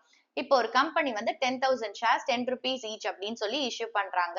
சோ இந்த 10 rupees வந்து 3 rupees application, 2 rupees allotment, 3 rupees first call and 2 rupees second and final call அப்படின்னு ஸ்ப்ளிட் பண்ணிருக்காங்க. ஓகே, சோ இப்போ ஒரு ஷேர் ஹோல்டர் கிட்ட 1000 ஷேர்ஸ் இருக்கு. சோ அப்ளிகேஷன் அவர் எவ்வளவு பே பண்ணும், 1000 into 3 3000 rupees பே பண்ணும். அலாட்மெண்ட்டுக்கு 1000 into 2 2000 rupees பே பண்ணும். ஃபர்ஸ்ட் காலுக்கு 1000 into 3 3000 rupees பே பண்ணும். செகண்ட் அண்ட் ஃபைனல் காலுக்கு 1000 into 2 2000 rupees பே பண்ணும். இப்ப கம்பெனி என்ன பண்ணிருக்காங்க, அப்ளிகேஷன் மணி அவர் அப்ளை பண்ணும்போதே 3000 rupees பே பண்ணிருப்பாரு. அலாட்மெண்ட் மணி கால் பண்றாங்க. சோ ஷேர் ஹோல்டர் என்ன பண்றாரு, இந்த அலாட்மெண்டோட சேர்த்து ஃபர்ஸ்ட் கால் மணியும் செகண்ட் கால் மணியும் பே பண்ணிடுறாரு. இந்த 3000 2000 இந்த அலாட்மெண்ட் மணியோட சேர்த்து பே பண்ணிடுறாரு. இன்னும் கம்பெனி இந்த ஃபர்ஸ்ட் கால் அண்ட் செகண்ட் காலை கூப்பிடவே இல்லை. சோ இவர் என்ன பண்ணிட்டாரு, அலாட்மெண்ட் மணி கால் பண்ணும் போதே ஃபர்ஸ்ட் காலையும் செகண்ட் காலையும் சேர்த்து அலாட்மெண்டோட பே பண்ணிடுறாரு. இதுக்கு பேர் தான் கால்ஸ் இன் அட்வான்ஸ். இதுக்கு பேரு கால்ஸ் இன் அட்வான்ஸ். சோ இங்க அதை தான் சொல்லியிருக்காங்க. ஓகே, இப்ப என்ன சொல்லியிருக்காங்கன்னா, டைரக்டர்ஸ் வந்து கால் பண்றதுக்கு முன்னாடியே, அதாவது இந்த ஃபர்ஸ்ட் கால் செகண்ட் கால் பண்றதுக்கு முன்னாடியே ஷேர் ஹோல்டர்ஸ் கிட்ட இருந்து அட்வான்ஸா பணத்தை ரிசீவ் பண்ணிட்டாங்க அப்படின்னா என்ன பண்ணணும்னு கேட்டிருக்காங்க. சோ அந்த கால்ஸ் இன் அட்வான்ஸ் அக்கௌண்ட்டை டெபிட் பண்ணுமா, கால்ஸ் இன் அட்வான்ஸ் அக்கௌண்ட்டை கிரெடிட் பண்ணுமா என்னன்னு கேட்டிருக்காங்க. ஓகே, சோ இப்போ கால்ஸ் இன் அட்வான்ஸ் அப்படின்றது கம்பெனிக்கு ஒரு லயபிலிட்டி. ஓகே, ஏன்னா வந்து ஃபர்ஸ்ட் கால் செகண்ட் கால் இன்னும் கம்பெனி காலே பண்ணல, நாளைக்கு பண்ணுவாங்களா பண்ண மாட்டாங்களான்னு தெரியாது. ஆனா ஒரு ஷேர் ஹோல்டர் முன்னாடியே பே பண்ணிட்டாரு. சோ அதனால கால்ஸ் இன் அட்வான்ஸ்ங்கிறது கம்பெனியை பொறுத்த வரைக்கும் லயபிலிட்டி. அண்ட் இதை என்ன பண்ணுவோம், பேங்க் என்ட்ரி போடுவோம்ல, அந்த என்ட்ரியோட நம்ம இந்த கால்ஸ் இன் அட்வான்ஸ் அக்கௌண்ட்டை கிரெடிட் பண்ணுவோம். ஏன்னா இது லயபிலிட்டி இல்லையா, சோ கிரெடிட் பண்ணுவோம். ஓகே, சோ அப்ப ஆன்சர் வந்து B, credited to calls in advance account. Fourth question, an offer of securities or invitation to subscribe securities to a select group of persons is termed as A. buyback of shares, B. employee stock option plan, C. private placement of shares, D. sweat equity. So இங்க question என்ன சொல்லியிருக்காங்க, ஒரு selective group of persons வந்து company அதோட securities வந்து subscribe பண்ண சொல்லி invite பண்ணிருக்கு அப்படின்னா அதுக்கு பேர் என்னன்னு கேட்டிருக்காங்க. பைபேக் ஆஃப் ஷேர்ஸா, இல்ல எம்ப்ளாயி ஸ்டாக் ஆப்ஷன் பிளானா, இல்ல பிரைவேட் பிளேஸ்மெண்ட் ஆஃப் ஷேர்ஸா, இல்ல வந்து ஸ்வெட் ஈக்விட்டியா அப்படின்னு சொல்லி ஃபர்ஸ்ட் நம்ம இந்த ஆப்ஷன்ஸோட மீனிங்க படிச்சிருவோம். பைபேக் ஆஃப் ஷேர்ஸ் அப்படின்றது ஒரு கம்பெனி அதோட ஷேர்ஸையே ரீபர்ச்சேஸ் பண்றதுக்கு பேர் தான் buyback of shares. So company என்ன செய்யும், ஸ்டாக் மார்க்கெட்ல இருந்து அதோட ஷேர்ஸையே அது திருப்பி வாங்கிக்கும், ஆர் ஷேர் ஹோல்டர்ஸ் கிட்ட டைரக்டா திருப்பி வாங்கிக்கும். அதுக்கு பேர் தான் பைபேக் ஆஃப் ஷேர்ஸ். நெக்ஸ்ட் வந்து employee stock option plan. Employee stock option plan அப்படின்றத நம்ம ஷார்ட்டா ESOP அப்படின்னு சொல்லுவோம். சோ இது வந்து கம்பெனி அதோட எம்ப்ளாயீஸ்க்கும் எம்ப்ளாயி டைரக்டர்ஸ் இல்ல பேர் எம்ப்ளாயீஸா இருப்பாங்க, அவங்க சம்பளம் வாங்குவாங்க கம்பெனில. சோ அவங்களுக்கும் ஒரு ஆப்ஷன் கொடுக்கும் கம்பெனி, அதாவது நம்மளோட ஷேர்ஸை நீங்க லோவர் பிரைஸ்ல வாங்கிக்கோங்க, மார்க்கெட் பிரைஸை விட கம்மியான பிரைஸ்க்கு சப்ஸ்கிரைப் பண்ணிக்கோங்க அப்படின்னு சொல்லி ஒரு ஆப்ஷன் கம்பெனி அதோட எம்ப்ளாயீஸ்க்கும் எம்ப்ளாயி டைரக்டர்ஸ்க்கும் கொடுக்கறதுக்கு பேர் தான் ESOP. ஓகே, சோ இந்த எம்ப்ளாயி ஸ்டாக் ஆப்ஷன் பிளான் அப்படின்றது கம்பெனி வந்து அதோட எம்ப்ளாயீஸ் அண்ட் எம்ப்ளாயி டைரக்டர்ஸ்க்கு கொடுக்கிற ஒரு ரைட் இல்ல ஒரு ஆப்ஷன். ஓகே, அண்ட் எம்ப்ளாயிக்கு வந்து எந்த விதமான ஆப்ளிகேஷனும் கிடையாது. அவங்க கொடுக்குறாங்க நான் சப்ஸ்கிரைப் பண்ணியே ஆகணும் அப்படிங்கிற ஆப்ளிகேஷன் எம்ப்ளாயிக்கு கிடையாது. ஸோ எம்ப்ளாயி வந்து அந்த ஆப்ஷனை யூஸ் பண்ணிக்கலாம் இல்ல யூஸ் பண்ணிக்காமையும் போகலாம். ஸோ இப்போ கம்பெனி வந்து லோவர் பிரைஸ்ல நம்மளோட ஷேர்ஸ்க்கு சப்ஸ்கிரைப் பண்ணுங்க அப்படின்னு எம்ப்ளாயிஸ் கிட்ட சொல்லும் போது எம்ப்ளாயிஸ் வந்து வேணும்னா சப்ஸ்கிரைப் பண்ணுவாங்க, வேண்டாம்னா வேணான்னு விட்டுருவாங்க. ஓகே, ஸோ இதுதான் employee stock option plan. Next வந்து private placement of shares. Private placement of shares அப்படின்றது ஒரு கம்பெனி ஒரு செலக்டிவ் குரூப் ஆஃப் பர்சன்ஸ்க்கு அதோட செக்யூரிட்டிஸை சப்ஸ்கிரைப் பண்ண சொல்லி ஆஃபர் பண்றதுக்கு பேர் தான் private placement of shares. Next வந்து ஸ்வெட் ஈக்விட்டி. ஸ்வெட் ஈக்விட்டி கீழே வந்து கம்பெனி அதோட ஈக்விட்டி ஷேர்ஸை அதோட எம்ப்ளாயீஸ் ஆர் டைரக்டர்ஸ்க்கு டிஸ்கவுண்ட்லயோ இல்ல கன்சிடரேஷன் அதர் தேன் கேஷ்லயோ கொடுக்கறது தான் ஸ்வெட் ஈக்விட்டி. ஓகே, ஸோ இது எதுக்காக அப்படின்னா அந்த எம்ப்ளாயீஸோ டைரக்டர்ஸோ அந்த கம்பெனிக்கு வந்து அவங்களோட எஃபர்ட்டை கான்ட்ரிபியூட் பண்ணியிருக்காங்க, இல்ல எக்ஸ்பர்டைஸை கான்ட்ரிபியூட் பண்ணியிருக்காங்க, இல்ல இன்டெலெக்சுவல் ப்ராப்பர்ட்டியை கான்ட்ரிபியூட் பண்ணியிருக்காங்க. ஸோ அவங்கள மோட்டிவேட் பண்ணும் இல்ல ரீடைன் பண்ணணும் அப்படிங்கிற ஒரு பர்பஸ்ல இந்த மாதிரி ஸ்வெட் ஈக்விட்டில இஷ்யூ பண்றாங்க. ஸோ நார்மலா பாத்தீங்கன்னா கம்பெனிஸ் ஆக்ட் 2013 வந்து ஷேர்ஸ பார்லயோ இல்ல பிரீமியம்லயோ மட்டும் தான் இஷ்யூ பண்ணணும்னு சொல்லியிருக்கு, டிஸ்கவுண்ட்ல இஷ்யூ பண்ண முடியாது. பட் ஸ்வெட் ஈக்விட்டி மட்டும் டிஸ்கவுண்ட்ல இஷ்யூ பண்ணலாம். சோ இங்க ஆன்சர் வந்து நம்மளுக்கு क्वेश्चन என்ன கேட்டிருக்காங்க, செலக்டிவ் குரூப் ஆஃப் பர்சன்ஸ்க்கு வந்து கம்பெனி அதோட செக்யூரிட்டிஸை சப்ஸ்கிரைப் பண்ண சொல்லி இன்வைட் பண்ணா அதுக்கு பேர் என்னன்னு கேட்டிருக்காங்க. So it is C, option C, private placement of shares. Next question, a share of 100 rupees on which 80 rupees is received is forfeited for non-payment of final call of 20 rupees. The minimum price at which this share can be reissued is A 120 rupees, B 100 rupees, C 80 rupees, D 20 rupees. So இங்க என்ன questionல கொடுத்திருக்காங்கன்னா ஒரு share வந்து 100 rupees, அதுல 80 rupees receive பண்ணிட்டாங்க, 20 rupees final call money pay பண்ணல, so அதனால இந்த ஷேரை வந்து forfeit பண்ணிட்டாங்க. ஓகே, so question என்ன கேட்டிருக்காங்க அப்படின்னா இந்த ஒரு ஷேரை வந்து என்ன மினிமம் பிரைஸ்ல ரீஇஷ்யூ பண்ணான்னு கேட்டு 4 ஆப்ஷன் கொடுத்திருக்காங்க. சோ இங்க வந்து மினிமம் ரீஇஷ்யூ பிரைஸ் கேட்டிருக்காங்க. இதை தவிர்த்து நான் இன்னொரு கான்செப்டும் சொல்லி தரேன், which is maximum permissible discount on reissue of forfeited shares. So forfeited shares reissue பண்ணும்போது என்ன மேக்ஸிமம் டிஸ்கவுண்ட் கொடுக்கலாம் அப்படின்றது. ஓகே, சோ இப்போ ஒரு ஷேரை இஷ்யூ பண்ணும்போது பார் பிரீமியம்ல தான் இஷ்யூ பண்ண முடியும். பட் ஒரு forfeited ஷேரை ரீஇஷ்யூ பண்ணும்போது அந்த பார் பிரீமியம் டிஸ்கவுண்ட் மூணுத்தையுமே வந்து ரீஇஷ்யூ பண்ணலாம். ஓகே, சோ அப்போ இதுக்கு எப்படி கண்டுபிடிப்போம் அப்படின்னா ரீஇஷ்யூட் ஷேர்ஸோட அமௌண்ட் forfeited தான் வந்துட்டு maximum permissible discount on reissue of forfeited shares. Okay, so அடுத்தது இங்க கேட்டிருக்கிறது மினிமம் ரீஇஷ்யூ பிரைஸ். இதை எப்படி கால்குலேட் பண்ணுவோம்னா issue price minus amount forfeited. Okay, issue price அப்படின்றது இந்த கேஸ்ல என்னது 100 rupees. 100 rupees இஷ்யூ பண்றாங்க, so 100 rupees. And amount forfeited. Amount forfeitedனா எவ்வளவு வரைக்கும் அவங்க அமௌண்ட் கேபிட்டலுக்கு ரிசீவ் பண்ணிருக்காங்களோ அதுதான் அமௌண்ட் forfeited. ஓகே, சோ அந்த அமௌண்ட்டை தான் நம்ம forfeited அக்கௌண்ட்ல டிரான்ஸ்ஃபர் பண்ணுவோம், சோ அதான் அமௌண்ட் forfeited. இந்த கேஸ்ல பாத்தீங்கன்னா 80 rupees வரைக்கும் ரிசீவ் பண்ணிருக்காங்க, சோ இதான் amount forfeited. Okay, 80 rupees. So அப்ப பேலன்ஸ் வரதுதான் நம்மளுக்கு minimum reissue price, which is 20 rupees. So option D தான் correct, 20 rupees. Next question, Shiv Limited forfeited 500 shares of 10 rupees each on which 7 rupees per share was paid. These shares were reissued for 9 rupees per share fully paid. Amount transferred to capital reserve account will be A 3000 rupees, B 5000 rupees, C 4500 rupees and D 3500 rupees. So இங்க question என்ன கொடுத்திருக்காங்க, Shiv Limited வந்து 500 shares of 10 rupees each அப்படின்னு சொல்லி forfeit பண்ணிட்டாங்க. Okay, இந்த 10 rupees 7 rupees per share pay பண்ணிட்டாங்க, which means Shiv Limited receive பண்ணிருக்காங்க 7 rupees per share. ஓகே, இந்த 500 shares வந்து 9 rupees per share அப்படின்னு சொல்லி ரீஇஷ்யூ பண்றாங்க as fully paid. as fully paidனா 10 ரூபாய் ஃபுல்லா பே பண்ணிட்டாங்க, ஃபேஸ் வேல்யூ ஃபுல்லா பே பண்ணிட்டாங்க, ஆனா அது ரீஇஷ்யூ பண்றது 9 rupeesக்கு ரீஇஷ்யூ பண்ணிருக்காங்க அப்படின்னு சொல்றாங்க. அப்ப 10 ரூபாய் ஷேர 9 ரூபாய்க்கு ரீஇஷ்யூ பண்றாங்க. சோ ரீஇஷ்யூ பண்ணும்போது பார்ல பண்ணிருக்காங்களா, premium பண்ணிருக்காங்களா, டிஸ்கவுண்ட்ல பண்ணிருக்காங்களா? fully paid 10 rupees, face value 10 rupees. ஆனா reissue பண்ணும்போது கம்மியா பண்ணிருக்காங்க 9 rupees, which means 1 rupee discount. ஓகேவா, அதை ஞாபகம் வச்சுக்கோங்க. சோ இப்போ கேபிட்டல் ரிசர்வ்க்கு எவ்வளவு அமௌண்ட் டிரான்ஸ்ஃபர் பண்ணணும்னு கேட்டிருக்காங்க. சோ இதுக்கு வந்து எப்படி கால்குலேட் பண்ணுவோம் அப்படின்னா amount forfeited on reissued shares கண்டுபிடிக்கணும். Okay, amount forfeited on reissued shares less reissued discount.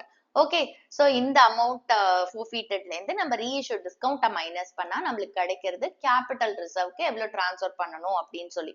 So இப்போ இந்த அமௌண்ட் forfeited on reissued sharesக்கு ஒரு ஃபார்முலா இருக்கு.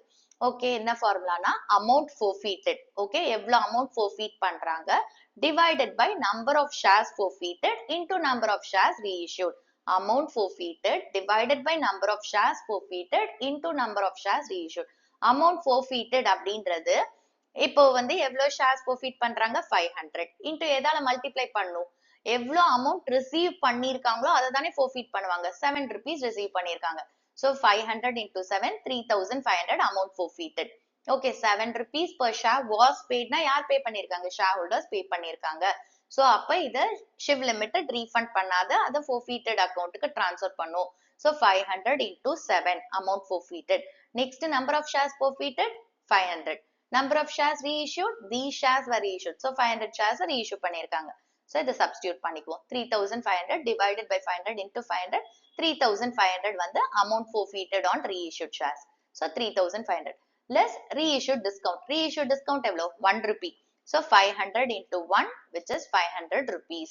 So amount transferred to capital reserve 3500 minus 500 3000 rupees. So option A 3000 rupees. Next question, if a share of 100 rupees on which 70 rupees has been paid is forfeited, then at which minimum price can it be reissued? A 100 rupees, B 30 rupees, C 70 rupees, D 130 rupees. So question வந்து ஒரு share 100 rupees, அதுல 70 rupees வந்து pay பண்ணிட்டாங்க. So non payment நால இந்த share forfeit பண்ணிட்டாங்க. 30 rupees non payment. So அதனால forfeit பண்ணிட்டாங்க. Okay. So இந்த share வந்து என்ன மினிமம் பிரைஸ்ல ரீஇஷ்யூ பண்ணலான்னு கேட்டு 4 ஆப்ஷன் கொடுத்திருக்காங்க. சோ மினிமம் ரீஇஷ்யூ பிரைஸ் எப்படி கால்குலேட் பண்ணுவோம்? Issue price minus amount forfeited. Issue price இங்க என்னது 100 rupees. Okay, amount forfeited 70 rupees pay பண்ணிட்டாங்க 100ல. அப்ப 70 rupees தான் நம்ம forfeitedனு சொல்லுவோம். ஓகே, சோ அமௌண்ட் forfeited வந்து 70 rupees. So 100 minus 70 30 rupees minimum reissue price. So option B. Eighth question, if a share of 10 rupees issued at a premium of 2 rupees per share on which 8 rupees including premium has been called and 6 rupees including premium has been paid by the shareholder is forfeited, then share capital account will be debited with A 10 rupees, B 4 rupees, C 8 rupees and D 6 rupees. So இங்க என்ன questionல கொடுத்திருக்காங்க, ஒரு share வந்து 10 rupees, இத வந்து 2 rupees premium வச்சு issue பண்றாங்க.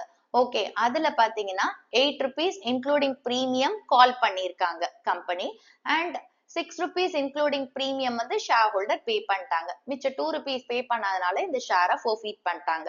So forfeiture என்ட்ரியில ஷேர் கேபிட்டல் அக்கௌண்ட்டை எந்த அமௌண்ட் வச்சு டெபிட் பண்ணுவோம்னு கேட்டிருக்காங்க. ப்ரீவியஸா ஒரு கொஸ்டின்ல நம்ம இந்த forfeiture பத்தி பார்த்தோம். அந்த கொஸ்டின்ல பாத்தீங்கன்னா ஷேர்ஸை வந்து பார்ல இஷ்யூ பண்ணியிருந்தாங்க. ஸோ பார்ல இஷ்யூ பண்ணியிருந்தா forfeiture என்ட்ரி என்னங்கிறத பார்த்தோம். இந்த கொஸ்டின்ல பாத்தீங்கன்னா ஷேர்ஸ் வந்து பிரீமியம்ல இஷ்யூ பண்ணிருக்காங்க. சோ அப்போ இங்க forfeiture என்ட்ரி எப்படி வரும் அப்படிங்கறத பார்க்கலாம். இது கீழே பாத்தீங்கன்னா நம்மளுக்கு ரெண்டு கேஸ் இருக்கு. ஒண்ணு வந்து செக்யூரிட்டிஸ் பிரீமியம் ரிசீவ் பண்ணிட்டா என்ன forfeiture entry, securities premium amount receive பண்ணலன்னா என்ன forfeiture என்ட்ரி. சோ கேஸ் 1 பார்ப்போம். அதாவது செக்யூரிட்டிஸ் பிரீமியம் அமௌண்ட் ரிசீவ் பண்ணிட்டா. சோ நம்ம ஏற்கனவே forfeiture பத்தி படிக்கும் போதே நம்ம ஒரு கண்டிஷன் படிச்சோம். அதாவது செக்யூரிட்டிஸ் பிரீமியம் அமௌண்ட் ரிசீவ் பண்ணிட்டாங்க அப்படின்னா செக்யூரிட்டிஸ் பிரீமியம் அக்கௌண்ட்லயே தான் இருக்கும், அதை ரீஃபண்ட் பண்ண மாட்டாங்க அப்படின்னு நம்ம படிச்சாச்சு. சோ இங்க என்ட்ரி வந்து பாத்தீங்கன்னா share capital account debit to forfeited shares account debit to share allotment to share call or calls account. So இங்க வந்து செக்யூரிட்டிஸ் பிரீமியம் அமௌண்ட் ரிசீவ் பண்ணிட்டா நம்ம பார்ல என்ன forfeiture என்ட்ரி போட்டோமோ அதே தான் இங்கேயும் வரும். ஆனா அமௌண்ட் போடும்போது நம்ம ரொம்ப கேர்ஃபுல்லா போடணும். பிரீமியம் அமௌண்ட்டை லெஸ் பண்ணிட்டு தான் போடணும். அது செக்யூரிட்டிஸ் பிரீமியம் அக்கௌண்ட்லயே தான் இருக்கும். சோ இங்க ஷேர் கேபிட்டல் அமௌண்ட் பாத்தீங்கன்னா அமௌண்ட் கால்ட் அப், எது வரைக்கும் கால் பண்ணிருக்காங்களோ அந்த அமௌண்ட் பிளஸ் பிரீமியம்.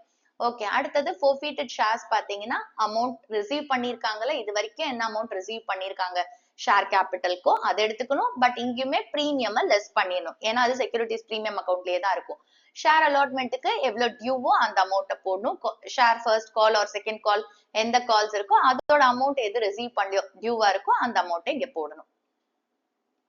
சோ அடுத்த கேஸ் பார்க்கலாம். அதாவது செக்யூரிட்டிஸ் பிரீமியம் அமௌண்ட் ரிசீவ் பண்ணல அப்படின்னா forfeiture என்ட்ரி என்ன அப்படிங்கறத பார்ப்போம். சோ ஃபர்ஸ்ட் ஷேர் கேபிட்டல் அக்கௌண்ட்டை டெபிட் பண்றோம். இங்க பாருங்க செக்யூரிட்டிஸ் பிரீமியம் அமௌண்ட் ரிசீவ் பண்ணல. யூசுவலா செக்யூரிட்டிஸ் பிரீமியம் அமௌண்ட் ரிசீவ் பண்ணா எந்த கால் அமௌண்ட்ல நம்ம ரிசீவ் பண்ணிருக்கோமோ அந்த காலோட டியூ என்ட்ரியில நம்ம கிரெடிட் பண்ணுவோம், ஏன்னா அது கம்பெனிக்கு கெயின். சோ அதனால அதை கிரெடிட் பண்ணுவோம். இங்க செக்யூரிட்டிஸ் பிரீமியம் ரிசீவ் பண்ணல. சோ அதனால ரிவர்ஸ் என்ட்ரி போட போறோம். அதாவது செக்யூரிட்டிஸ் பிரீமியம் அமௌண்ட்டை டெபிட் பண்ண போறோம். Okay, securities premium account debit to forfeited shares, to share allotment, to share call or calls account. So எந்த கால் வந்து அரியர்ல இருக்கோ அதை இங்க போடுறோம். So இந்த 3 என்ட்ரி சேம் தான். செக்யூரிட்டிஸ் பிரீமியம் அமௌண்ட் வரல அப்படின்னா அதை டெபிட் பண்ணிடுங்க, அவ்வளவுதான். ஓகே, சோ அமௌண்ட் வந்து ஷேர் கேபிட்டலுக்கு amount called plus premium face value மட்டும் தான் எடுக்கணும், பிரீமியம் சேர்க்க கூடாது. ஏன்னா செக்யூரிட்டிஸ் பிரீமியம் இங்க தனியா காட்ட போறோம் அமௌண்ட். ஓகே, நெக்ஸ்ட் வந்து forfeited shares, எந்த அமௌண்ட் ரிசீவ் பண்ணிருக்காங்களோ அதை போடுவோம், அதுல பிரீமியம் சேர்க்க கூடாது. நெக்ஸ்ட் ஷேர் அலாட்மெண்ட் டியூ எவ்வளவோ அந்த அமௌண்ட் இங்க போடுவோம். கால்ஸ் அரியர்ஸ் என்ன அமௌண்ட் டியூவோ அதை இங்க போடுவோம், அவ்வளவுதான். சோ இங்க क्वेश्चनல நம்மளுக்கு forfeiture டைம்ல ஷேர் கேபிட்டல் அக்கௌண்ட்டை எந்த அமௌண்ட் வச்சு டெபிட் பண்ணிருக்காங்கன்னு கேட்டிருக்காங்க. சோ இங்க பாத்தீங்கன்னா இன்க்ளூடிங் பிரீமியம் கால் பண்ணிருக்காங்க அண்ட் இன்க்ளூடிங் பிரீமியம் ரிசீவ் பண்ணிட்டாங்க. சோ அப்போ நம்ம forfeiture என்ட்ரி போடும்போது செக்யூரிட்டிஸ் பிரீமியம் அமௌண்ட் ரிசீவ்டுன்னு இருக்குல்ல, அந்த ஜர்னல் என்ட்ரியை கன்சிடர் பண்ணிக்கணும். சோ அப்போ ஜர்னல் என்ட்ரி என்ன வரும்? Share capital account debit. இங்க பிரீமியம் ரிசீவ் ஆயிடுச்சு, அப்ப பிரீமியம் எதுவுமே நீங்க பண்ண வேண்டாம், அது செக்யூரிட்டிஸ் பிரீமியம் அக்கௌண்ட்லயே இருக்கும். to forfeited shares, to calls in arrears. So இங்க எந்த கால் அரியர்ல இருக்குன்னு சொல்லாதனால நான் காமனா calls in arrearsனு எடுத்திருக்கேன். ஓகே, சோ இப்ப ஷேர் கேபிட்டல்ல நம்ம என்ன பண்ணும்? பிரீமியம் இல்லாம எவ்வளவு அமௌண்ட் கால்ட் அப்போ அதுதான் போடணும். சோ அப்போ நம்ம 8 rupeesல இருந்து என்ன பண்ண போறோம்? 2 rupees மைனஸ் பண்ணுவோம். ஏன்னா கால்ட் அப்ல வந்து 8 rupeesல இன்க்ளூடிங் பிரீமியம் இருக்கு. சோ நம்ம பிரீமியம் எடுக்க கூடாது. அப்ப என்ன பண்றோம்? 8ல இருந்து 2 rupees மைனஸ் பண்ணா 6 rupees தான் நம்மளுக்கு called up amount face value. Okay, so இங்க எவ்வளவு ஷேர் forfeit பண்றாங்க? ஒரே ஒரு share. So 1 into 6, 6 rupees. forfeited shares அக்கவுண்ட்ல நம்ம எவ்வளவு அமௌண்ட் forfeited போட போறோம்? சோ இங்க பாத்தீங்கன்னா 6 rupees வந்து ரிசீவ் ஆயிருக்கு இன்க்ளூடிங் பிரீமியம். சோ பிரீமியம் வந்து என்ன பண்ணும்? செக்யூரிட்டிஸ் பிரீமியம் அக்கவுண்ட்லயே தான் இருக்கணும். ஷேர் கேபிட்டல்ல மட்டும் தான் forfeited sharesக்கு டிரான்ஸ்ஃபர் பண்ணுவோம். அப்ப நம்ம 6 rupeesல இருந்து இந்த 2 rupees மைனஸ் பண்ணா 4 rupees வரும். அதை தான் நம்ம forfeited shares அக்கவுண்ட்ல போட போறோம். So 1 into 4, 4 rupees. Okay, next calls in arrears. So என்ன அமௌண்ட் அரியர்ஸா இருக்கு அப்படின்னு பாத்தீங்கன்னா பிரீமியம் அமௌண்ட் ரிசீவ் ஆயிடுச்சு. சோ 8 rupeesல பாத்தீங்கன்னா 2 rupees வந்து பிரீமியம். சோ 6 rupees தான் actual called up value. Okay, amount forfeited பாத்தீங்கன்னா 4 rupees, அதாவது ரிசீவ் பண்ணது 4 rupees. அப்ப பாக்கி 2 rupees தான் calls in arrears. So 1 into 2, 2 rupees. So இங்க ஆன்சர் வந்து ஆப்ஷன் டி 6 rupees. ஏன்னா ஷேர் கேபிட்டல்ல எவ்வளவு அமௌண்ட் டெபிட் பண்ணிருக்காங்கன்னு கேட்டிருக்காங்க. சோ ஷேர் கேபிட்டல் நம்ம 6 rupees டெபிட் பண்ணிருக்கோம். சோ இதெல்லாம் MCQ கொஸ்டின்ஸ். நீங்க எவ்வளவு டீடைல்டாலாம் ஒர்க் பண்ண வேணாம், நீங்க ரஃபா கூட ஒர்க் பண்ணிட்டு ஆன்சர் கண்டுபிடிச்சுக்கோங்க. இல்ல உங்களுக்கு டைரக்டாவே அண்டர்ஸ்டாண்ட் ஆயிடுச்சுன்னா அந்த ஒர்க்கிங்ஸை போட்டு ஆன்சர் என்ன ஆப்ஷனோ அதை கரெக்டா எழுதுங்க. ஓகே, சோ உங்களுக்கு நான் புரியறதுக்காக தான் இவ்வளவு டீடைல்டா போட்டிருக்கேன். 8th question, nominal or authorized share capital is option A, that part of share capital which is issued by the company. B, the amount of share capital which is actually applied for by the prospective shareholders. C, the maximum amount of share capital which a company is authorized to issue. D, the amount actually paid by the shareholders. So இங்க என்ன கேட்டிருக்காங்க? nominal இல்ல authorized share capitalனா என்னன்னு கேட்டிருக்காங்க. So நம்மளுக்கு nominal ஒரு authorised share கேபிட்டல்னா என்னன்னு தெரியும். இதுதான் வந்து மெமோரண்டம் ஆஃப் அசோசியேஷன்ல ஸ்பெசிஃபை பண்ணிருப்பாங்க. சோ அது வந்து ஒரு கம்பெனியோட மேக்ஸிமம் ஷேர் கேபிட்டல்ல தான் நம்ம சொல்றோம். சோ இங்க ஆப்ஷன் சி தான் கரெக்டான answer. The maximum amount of share capital which a company is authorized to issue. 9th question, assertion. When the shares are forfeited, share capital account is debited with the amount called up and credited to respective unpaid calls account, that is calls in arrears, and share forfeiture account with the amount already received on shares. Reason, when the shares are forfeited, all entries relating to the shares forfeited except those relating to securities premium already recorded in accounting records must be reversed. Choose the correct option அப்படின்னு சொல்லி நம்மளுக்கு 4 option கொடுத்திருக்காங்க. So இப்போ question என்ன சொல்லியிருக்காங்க அப்படின்றத இந்த journal என்ட்ரியில பாருங்களேன். இங்க என்ன சொல்றாங்கன்னா forfeiture என்ட்ரி பண்ணும்போது ஷேர் கேபிட்டல் அக்கௌண்ட்டை டெபிட் பண்ணுவோம்னு சொல்லியிருக்காங்க. சோ forfeiture என்ட்ரியில ஷேர் கேபிட்டல் அக்கௌண்ட்டை டெபிட் பண்றோம். சோ எந்த அமௌண்ட் வச்சு டெபிட் பண்றோம்னு சொல்றாங்க? Called up amount. நம்ம இங்க கால்ட் அப் வேல்யூ தானே போடுவோம். சோ கால்ட் அப் அமௌண்ட் போடுறோம். That is amount called up போடுறோமா? Okay. And credited to. So என்னென்ன கிரெடிட் பண்றோம் அப்படின்னா respective unpaid calls account. So share allotment வரல, ஷேர் ஃபர்ஸ்ட் கால் வரல அப்படின்னா அதை கிரெடிட் பண்றோம். அதாவது கால்ஸ் அண்ட் அரியாஸ கிரெடிட் பண்றோம்னு சொல்றாங்க. பண்றோமா? ஓகே. அடுத்தது ஷேர் ஃபோர்ஃபீச்சர் அக்கௌண்ட்டையும் கிரெடிட் பண்றோம் அப்படின்னு சொல்றோம். சோ ஃபோர்ஃபீட்டட் ஷேர்ஸ் அக்கௌண்ட்டை கிரெடிட் பண்றோமா? கரெக்ட். அப்போ அசர்ஷன் கரெக்ட். நெக்ஸ்ட் ரீசன் என்ன சொல்றாங்க?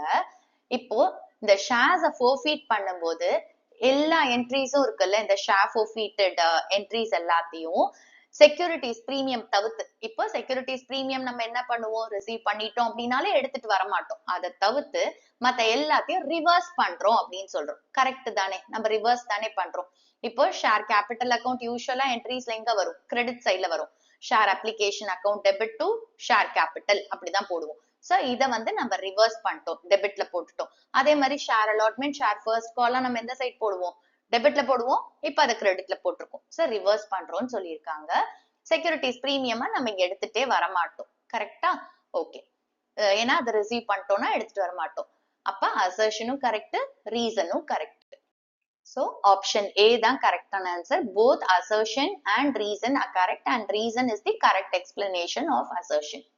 10th question. Lexa Limited issued 50,000 equity shares of 10 rupees each at a premium of 2 rupees per share. The amount was payable as follows. An application allotment 7 rupees per share including premium on first and final call balance. The issue was fully subscribed. All the money was duly received except the first and final call on 1,000 equity shares. These shares were forfeited. On forfeiture of these shares, calls and arrears account will be A. credited by 7,000 rupees, B. debited by 5,000 rupees, C. credited by 5,000 rupees, D. debited by 7,000 rupees. So இங்க question என்ன கொடுத்திருக்காங்க? Lexa Limited வந்து 50,000 equity shares of 10 rupees each வந்து premiumல issue பண்றாங்க. Okay. So amount வந்து எப்படி collect பண்றாங்க? அப்ளிகேஷன் அலாட்மெண்ட்ல 7 rupees per share including premium. சோ இந்த 2 rupees வந்து அப்ளிகேஷன் அலாட்மெண்ட் ஓடியே ரிசீவ் பண்றாங்க.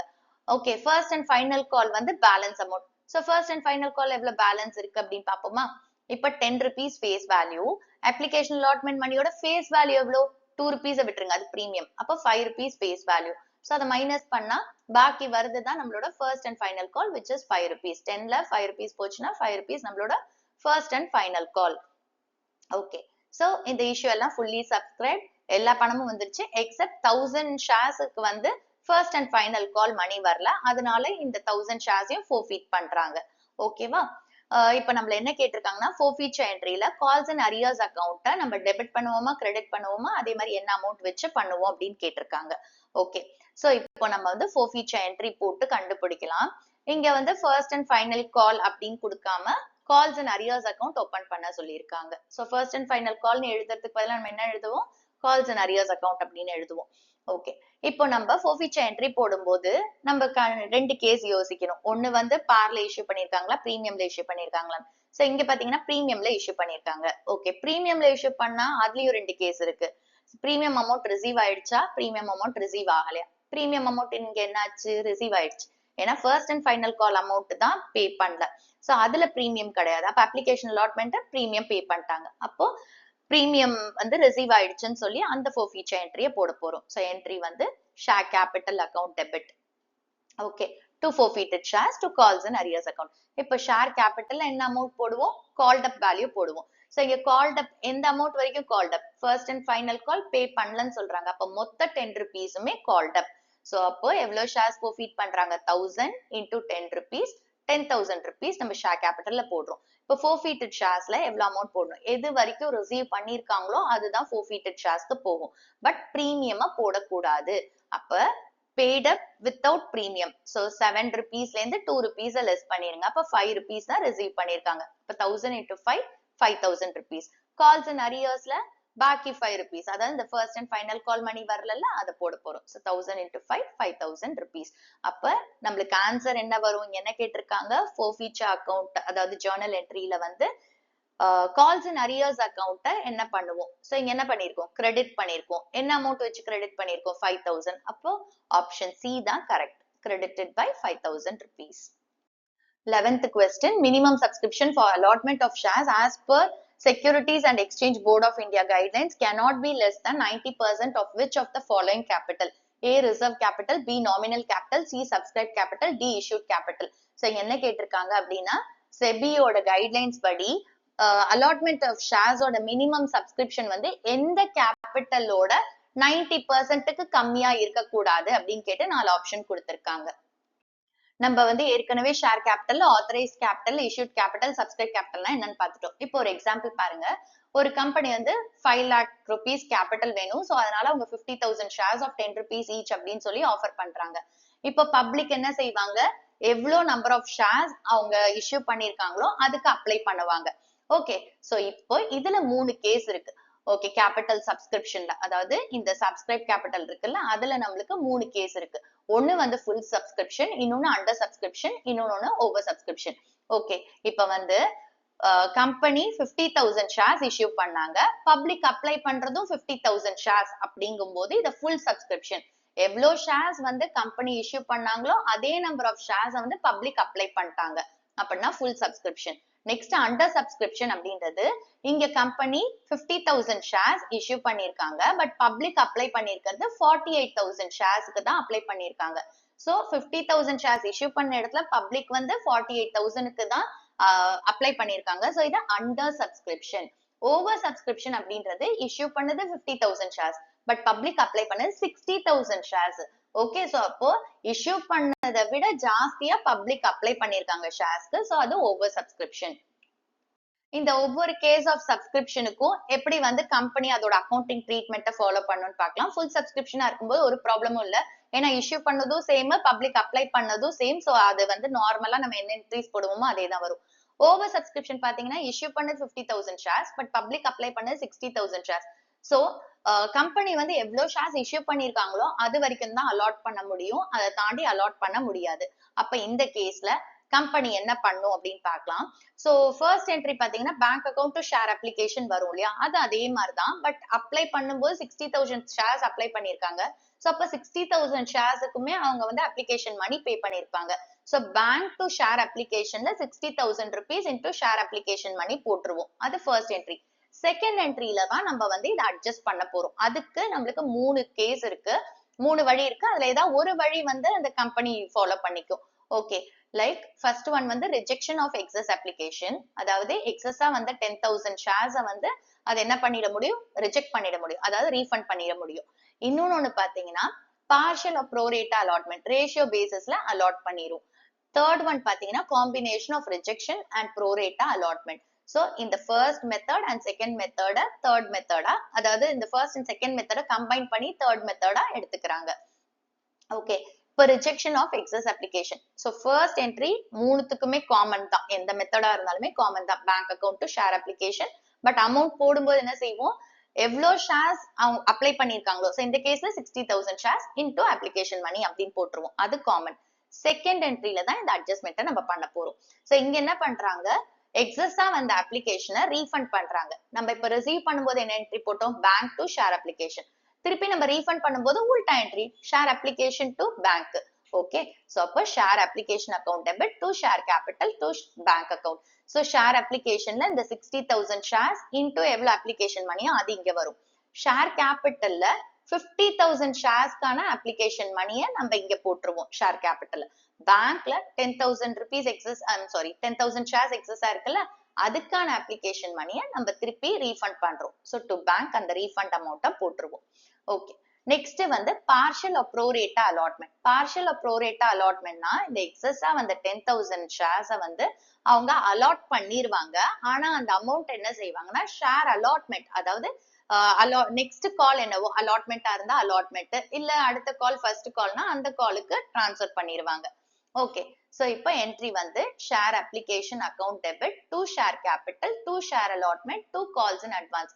சோ ஷேர் அப்ளிகேஷன்ல அந்த எக்ஸஸா வந்த 60,000 இன்டூ எவ்வளவு அமௌண்ட் ஷேர் அப்ளிகேஷன் அமௌண்ட்டோ அதை இங்க போட்டுருவோம். நெக்ஸ்ட் வந்து கேபிட்டல்ல 50,000 shares into share application money. Share அலாட்மெண்ட்ல என்ன பண்ணுவோம், ஷேர் அலாட்மெண்ட்டுக்கு இந்த எக்ஸஸா வர அமௌண்ட் அட்ஜஸ்ட் பண்ணி நம்மளுக்கு ரேஷியோ போட்டு வர அமௌண்ட் ஷேர் அலாட்மெண்ட்டுக்கு போட்டுட்டு அட்வான்ஸா இதை வச்சுக்குவோம் ஷேர் அலாட்மெண்ட்ல. அடுத்தது ஷேர் அலாட்மெண்ட் தாண்டியும் நம்மளுக்கு அமௌண்ட் இருந்துச்சுன்னா அது கால்ஸ் இன் அட்வான்ஸ்க்கு போகும். ஓகே, சோ அடுத்தது வந்து இந்த ரெண்டு மெத்தடோட காம்பினேஷன். சோ அப்ப இங்க என்ன பண்ணுவோம், கொஞ்சம் ரீஃபண்டும் பண்ணுவோம், கொஞ்சத்தை ஷேர் அலாட்மெண்ட்டுக்கும் டிரான்ஸ்ஃபர் பண்ணுவோம். சோ என்ட்ரி வந்து share application account debit to share capital to bank refund பண்ற amount, to share allotment to calls in advance. So இந்த pro rata basisல போடும்போது share allotmentக்கு எவ்வளவு excess amount போதோ அது அங்க போயிடும், மிச்ச amount வந்து calls in advanceக்கு போயிடும். Okay, next under subscription. Under subscription அப்படிங்கும்போது issue பண்றது 50,000 shares. ஆனா பப்ளிக் அப்ளை பண்ணது வெறும் 48,000 shares. So இதுல SEBI என்ன சொல்லுது அப்படின்னா shares issue பண்றாங்கல்ல அதுல 90% ஆச்சும் மினிமம் சப்ஸ்கிரிப்ஷன் வந்திருக்கணும்னு சொல்லுது. இப்போ 50,000 shares issue பண்ணிருக்காங்க, அதுல 90% எவ்வளவு 45,000. அந்த 45,000 மினிமம் சப்ஸ்கிரிப்ஷன் வந்தாதான் shares allot பண்ணலாம். அப்படி வரல அப்படின்னா அதை ரீஃபண்ட் பண்ணிடணும், அந்த அமௌண்ட்டை ரீஃபண்ட் பண்ணிடணும். ஓகே, சோ இங்க என்ன கொஸ்டின் கேட்டிருக்காங்க, செபியோட கைட்லைன்ஸ் படி ஷேர்ஸ் அலாட் பண்றதுக்கான மினிமம் சப்ஸ்கிரிப்ஷன் எந்த கேபிட்டலோட 90% கம்மியா இருக்கக்கூடாதுன்னு கேட்டிருக்காங்க. சோ நம்ம இங்க பார்த்தோம் அண்டர் சப்ஸ்கிரிப்ஷன்ல தான் இந்த கிரைட்டீரியா வருது. சோ இஷ்யூட் கேபிட்டல்ல 90% ஆச்சும் மினிமம் சப்ஸ்கிரைப் ஆயிருந்தாதான் அவங்க வந்து ஷேர்ஸை அலாட் பண்ண முடியும். 90% கம்மியா வந்து சப்ஸ்கிரிப்ஷன் வந்திருந்துச்சு அப்படின்னா அவங்க ஷேர்ஸை அலாட் பண்ண முடியாது. எவ்வளவு அமௌண்ட் அவங்க ஷேர்ஸ்க்கு ரிசீவ் பண்ணிருக்காங்களோ அதை அப்படியே ரீஃபண்ட் பண்ணும். அப்ப இது எதுல இந்த 90% கால்குலேட் பண்றோம், இஷ்யூட் கேபிட்டல்ல. சோ டி தான் கரெக்டான ஆன்சர்.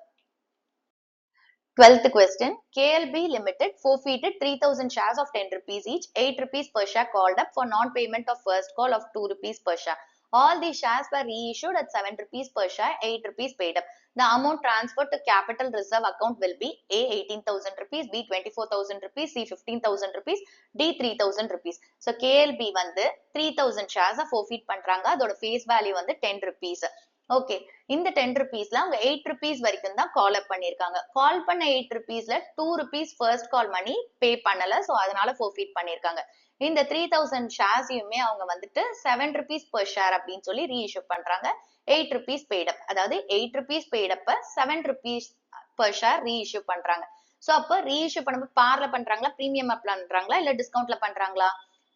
8 rupees 7 rupeesக்கு ரீஇஷ்யூ பண்றாங்க. சோ 1 ரூபாய் கம்மியா பண்றாங்க, சோ டிஸ்கவுண்ட்ல ரீஇஷ்யூ பண்றாங்க. ஓகே, கேபிட்டல் ரிசர்வ் அக்கௌண்ட்க்கு எவ்வளவு அமௌண்ட் டிரான்ஸ்ஃபர் பண்ணுவோம் அப்படின்னு கேட்டிருக்காங்க. So capital reserve account calculate பண்ண நம்ம ஃபார்மேட் என்னது, amount forfeited on reissued shares less reissued discount, நம்மளுக்கு amount transfer to capital reserve கிடைக்கும். இப்போ இதை எப்படி கால்குலேட் பண்ணுவோம், amount forfeited on reissued shares, amount forfeited divided by number of shares forfeited into number of shares reissued. So amount forfeited நம்ம எப்படி calculate பண்ணுவோம், so 3,000 எவ்வளவு ஷேர்ஸ் forfeit பண்ணிருக்காங்களோ into என்ன பண்ணும், எவ்வளவு அமௌண்ட் ரிசீவ் பண்ணிருக்காங்களோ அதால மல்டிப்ளை பண்ணும். சோ இங்க 8 rupees called up, அதுல 2 rupees வந்து ரிசீவ் பண்ணல, அப்ப எது வரைக்கும் ரிசீவ் பண்ணிருக்காங்க, 6 rupees வரைக்கும். சோ அது வந்து 3,000 into 6 18,000 rupees. சோ இதை இங்க சப்ஸ்டிட்யூட் பண்ணுவோம். நம்பர் ஆஃப் ஷேர்ஸ் forfeited எவ்வளவு, 3,000 shares. Number of shares reissued, எல்லா ஷேர்ஸையுமே reissue பண்றாங்க, so 3,000. So 18,000 divided by 3,000 into 3,000 18,000. So amount forfeited on reissued shares வந்து 18,000. அடுத்தது reissued discount. Discount எவ்வளோ, 8 rupees paid up, அது வந்து 7 rupeesக்கு reissue பண்றாங்க, so 1 rupee நம்மளுக்கு discount. அப்ப reissue discount amount எவ்வளோ, 3,000 into 1 3,000. Okay, so amount transferred to capital reserve வந்து 18,000 minus 3,000 15,000 rupees. So option C தான் correct. 13th question, Ankshita Limited issued fully paid shares of 5 lakh rupees in purchase consideration of net assets of 4,70,000 rupees.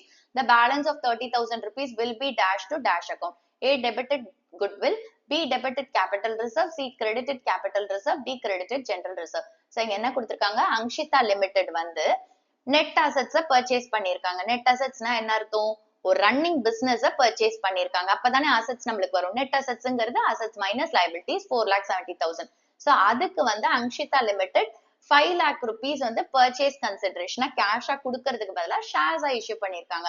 அப்ப இது எந்த concept கீழே வரும், consideration other than cash. Okay, so issue of shares for consideration other than cash கீழே வரும். இப்ப இந்த balance 5 lakhsல 4,70,000 போச்சுன்னா 30,000 rupees இருக்குல்ல, அது என்ன பண்ணுவோம், டெபிட் பண்ணுவோமா கிரெடிட் பண்ணுவோமா அண்ட் எந்த அக்கௌண்ட்டுக்கு வரும், குட்வில்லா கேபிட்டல் ரிசர்வான்னு கேட்டிருக்காங்க. So issue of shares for consideration other than cashல நம்மளுக்கு ரெண்டு இருக்கு, ஒன்னு purchase of asset, இன்னொன்னு purchase of business. So asset purchase பண்றது அப்படிங்கும்போது ஒரு அசெட் வாங்கும்போது அவங்க கேஷ் கொடுக்கணும். இன்ஸ்டெட் ஆஃப் கிவிங் கேஷ் அவங்க என்ன செய்யறாங்க, ஷேர்ஸை இஷ்யூ பண்ணிடுறாங்க கம்பெனி. அதுதான். ஓகே, சோ இப்போ என்ன என்ட்ரி எழுதுவோம், ஒரு அசெட்டை பர்ச்சேஸ் பண்ணும்போது sundry assets account debit to vendors account. ஏன்னா இங்க நம்ம கேஷ் பே பண்ணல, சோ அதனால வெண்டாஸ் அக்கௌண்ட் அப்படின்னு போடுறோம். ஓகே, இப்போ ஒரு பிசினஸ் பர்ச்சேஸ் பண்றதுன்னா என்ன அர்த்தம், ஒரு ரன்னிங் பிசினஸ் நம்ம எடுத்துக்கிறோம். அப்ப அந்த ரன்னிங் பிசினஸ்ல என்ன இருக்கும், அசெட்ஸும் இருக்கும், லயபிலிட்டிஸும் இருக்கும். அப்ப அந்த பிசினஸ்க்கு நம்ம ஒரு பணம் பே பண்ணும், அதுதான் அந்த purchase consideration. Okay, so entry வந்து அசெட்ஸ் அக்கௌண்ட் டெபிட், ஏன்னா எப்பவுமே அசெட்ஸை டெபிட் பண்ணுவோம், to liabilities account to vendors account. அந்த பர்ச்சேஸ் கன்சிடரேஷன் யார் கொடுக்கணும், வெண்டார் கொடுக்கணும். ஓகே, அட் டைம்ஸ் என்ன ஆகும் அப்படின்னா நம்மளுக்கு வந்து அசெட் சைட் டோட்டல் கம்மியா இருக்கும், அதாவது டெபிட் சைட் டோட்டல் கம்மியா இருக்கும், கிரெடிட் சைட் டோட்டல் ஜாஸ்தியா இருக்கும். அதாவது இந்த சன்ட்ரி லயபிலிட்டிஸையும் வெண்டாஸையும் ஆட் பண்ணா ஜாஸ்தியா இருக்கும், சன்ட்ரி அசெட்ஸோட டெபிட் வந்து கம்மியா இருக்கும். சோ அப்ப அதை பேலன்ஸ் பண்றதுக்கு நம்ம என்னன்னு எழுதுவோம், குட்வில் அக்கௌண்ட் அப்படின்னு போடுவோம் அந்த பேலன்சிங் ஃபிகரை. அட் டைம்ஸ் என்ன ஆகும், நம்மளுக்கு டெபிட் சைட் டோட்டல் ஜாஸ்தியா இருக்கும், கிரெடிட் சைட் டோட்டல் கம்மியா இருக்கும். சோ அப்ப நம்ம கிரெடிட்ல கேபிட்டல் ரிசர்வ் அப்படின்னு பேலன்சிங் ஃபிகரை காட்டுவோம். ஓகே, சோ அப்போ ஒரு பிசினஸ் பர்ச்சேஸ் பண்றோம்னா ஃபர்ஸ்ட் என்ட்ரி வந்து sundry assets account debit to sundry liabilities to vendors account. So டெபிட்ல பேலன்சிங் ஃபிகர் வந்தா குட்வில் அக்கௌண்ட் போடுவோம், கிரெடிட்ல பேலன்சிங் ஃபிகர் வந்தா கேபிட்டல் ரிசர்வ் அப்படின்னு போடுவோம். ஒரு அசெட்டை பர்ச்சேஸ் பண்ணும்போது ஃபர்ஸ்ட் என்ட்ரி என்ன வரும், sundry assets account debit to vendors account. இப்ப இந்த வெண்டாருக்கு பணம் பே பண்ணும், அதுக்கு பதிலா என்ன பண்ண போறாங்க, ஷேர்ஸை இஷ்யூ பண்ண போறாங்க. சோ செகண்ட் என்ட்ரி வந்து ஷேர்ஸை இஷ்யூ பண்றதுக்கு. ஷேர்ஸை இஷ்யூ பண்ணும்போது இதை பார்ல இஷ்யூ பண்ணலாம், இல்ல பிரீமியம்ல இஷ்யூ பண்ணலாம். சப்போஸ் பார்ல இஷ்யூ பண்றாங்க அப்படின்னா என்ட்ரி வந்து யார் ரிசீவ் பண்ண போறாங்க, வெண்டார் ரிசீவ் பண்ண போறாங்க. So வெண்டாஸ் account debit to share capital அப்படின்னு போடுவோம். சப்போஸ் பிரீமியம்ல இஷ்யூ பண்றாங்க அப்படின்னா இந்த அமௌண்ட்டை யார் ரிசீவ் பண்ண போறாங்க, vendor. So vendor account debit to share capital. Premium அப்படின்றதுனால செக்யூரிட்டிஸ் பிரீமியம் நம்ம என்ன பண்ணுவோம், கிரெடிட் பண்ணுவோம். So to securities premium. So அப்போ இந்த ரெண்டு கேஸா இருந்தா, அதாவது பர்ச்சேஸ் ஆஃப் அசெட்டா இருந்தாலும் சரி, பர்ச்சேஸ் ஆஃப் பிசினஸா இருந்தாலும் சரி, செகண்ட் என்ட்ரி இது ரெண்டுத்துல ஏதாவது ஒண்ணு வரும். பாரா இருக்கும்போது இது வரும், பிரீமியமா இருக்கும்போது இது வரும். சோ இதுல நம்ம சில நோட்ஸ் பார்க்கலாம். இப்போ சப்போஸ் நம்மளுக்கு வந்து நம்பர் ஆஃப் ஷேர்ஸ் எவ்வளவு இஷ்யூ பண்ணிருக்காங்க அப்படின்னு கொடுக்கலன்னா நம்ம தான் கால்குலேட் பண்ணுவோம். சோ எப்படி கால்குலேட் பண்ணுவோம்னா purchase consideration divided by issue price of a share. Purchase consideration அப்படின்றது இப்ப அசெட்ஸ் பர்ச்சேஸ் பண்றாங்கன்னா அந்த அசெட்டோட வேல்யூ, பிசினஸ் பர்ச்சேஸ் பண்றாங்கன்னா பர்ச்சேஸ் கன்சிடரேஷன் ஒன்னு இருக்கும்ல, அந்த வெண்டார் கொடுக்க வேண்டியது அது. ஓகே, அதை நியூமரேட்டர்ல போடுங்க, divided by issue price. Issue price அப்படின்றது பாரா இருக்கும்போது அதே ஃபேஸ் வேல்யூல தான் இஷ்யூ பண்ணுவாங்க, 100 ரூபாய்னா 100 ரூபாயிலே இஷ்யூ பண்ணுவாங்க. சோ அப்போ 100 இருக்கும். அதே பிரீமியமா இருக்கும்போது face value plus premium amount போட்டுக்கோங்க இஷ்யூ பிரைஸா. ஓகே, சோ இஷ்யூ பிரைஸ் பாரா இருக்கும்போது ஃபேஸ் வேல்யூ, அதே வந்து பிரீமியமா இருக்கும்போது ஃபேஸ் வேல்யூ பிளஸ் பிரீமியம். அடுத்தது வந்து இப்ப வெண்டாருக்கு செக் மூலமாவோ இல்ல பில்ஸ் பேபிள் மூலமாவோ அதுக்கப்புறம் ஷேர்ஸ் மூலமாவோ பே பண்றோம் அப்படின்னா என்ட்ரி என்ன வரும், சோ வெண்டார் ரிசீவ் பண்ண போறாங்க. சோ வெண்டார்ஸ் அக்கௌண்ட் டெபிட், செக்ல என்ன அமௌண்ட் இருக்கோ அதுக்கு என்ன எழுதுவோம், டு பேங்க். ஓகே, சோ இங்க ஒரு பர்ச்சேஸ் கன்சிடரேஷன் இருக்கும், அதுல ஒரு அமௌண்ட்டை வந்து நம்ம பேங்க் மூலமா பே பண்றோம், செக் மூலமா. அப்புறம் பில்ஸ் பேயபிள் மூலமா பே பண்றோம்னா to bills payable. Okay, so இப்போ இங்க ஒரு பர்ச்சேஸ் கன்சிடரேஷன் அமௌண்ட் இருக்கு, இதுல இருந்து பேங்க் மூலமா கொஞ்சம் பே பண்ணிருக்கோம், அடுத்தது bills payable, bank means cheque மூலமா. ஓகே, அடுத்தது பில்ஸ் பேயபிள் மூலமா பே பண்ணிருக்கோம். அப்ப அந்த பர்ச்சேஸ் கன்சிடரேஷன் இந்த ரெண்டுத்தையும் மைனஸ் பண்ணீங்கன்னா ஒரு அமௌண்ட் பேலன்ஸ் இருக்கும். அந்த பேலன்ஸ்க்கு அவங்க என்ன செய்வாங்கன்னா ஷேர்ஸை இஷ்யூ பண்ணுவாங்க. அந்த பேலன்ஸ் அமௌண்ட்டை பர்ச்சேஸ் கன்சிடரேஷனா எடுத்து இங்க போட்டுக்கோங்க நியூமரேட்டர்ல, divided by issue price. Okay, so பிரீமியமா இருக்கும்போது ஃபேஸ் வேல்யூ பிளஸ் பிரீமியம், பாரா இருக்கும்போது ஃபேஸ் வேல்யூ. சோ அதை டிவைட் பண்ணீங்கன்னா நம்பர் ஆஃப் ஷேர்ஸ் கிடைக்கும். அதை வச்சு டூ ஷேர் கேபிட்டல் அப்படின்னு போட்டு அந்த அமௌண்ட்டை போட்டுக்கோங்க, to securities premium. Suppose securities பிரீமியம்ல இஷ்யூ பண்ணிருக்காங்க அப்படின்னா. சோ இந்த கொஸ்டின்ல பாத்தீங்கன்னா அங்ஷிதா லிமிடெட் வந்து ஒரு ரன்னிங் பிசினஸ் பர்ச்சேஸ் பண்ணிருக்காங்க, அதோட நெட் அசெட்ஸ் வந்து 4,70,000, அதாவது அசெட்ஸ் மைனஸ் லயபிலிட்டிஸ் தான் நெட் அசெட்ஸ்.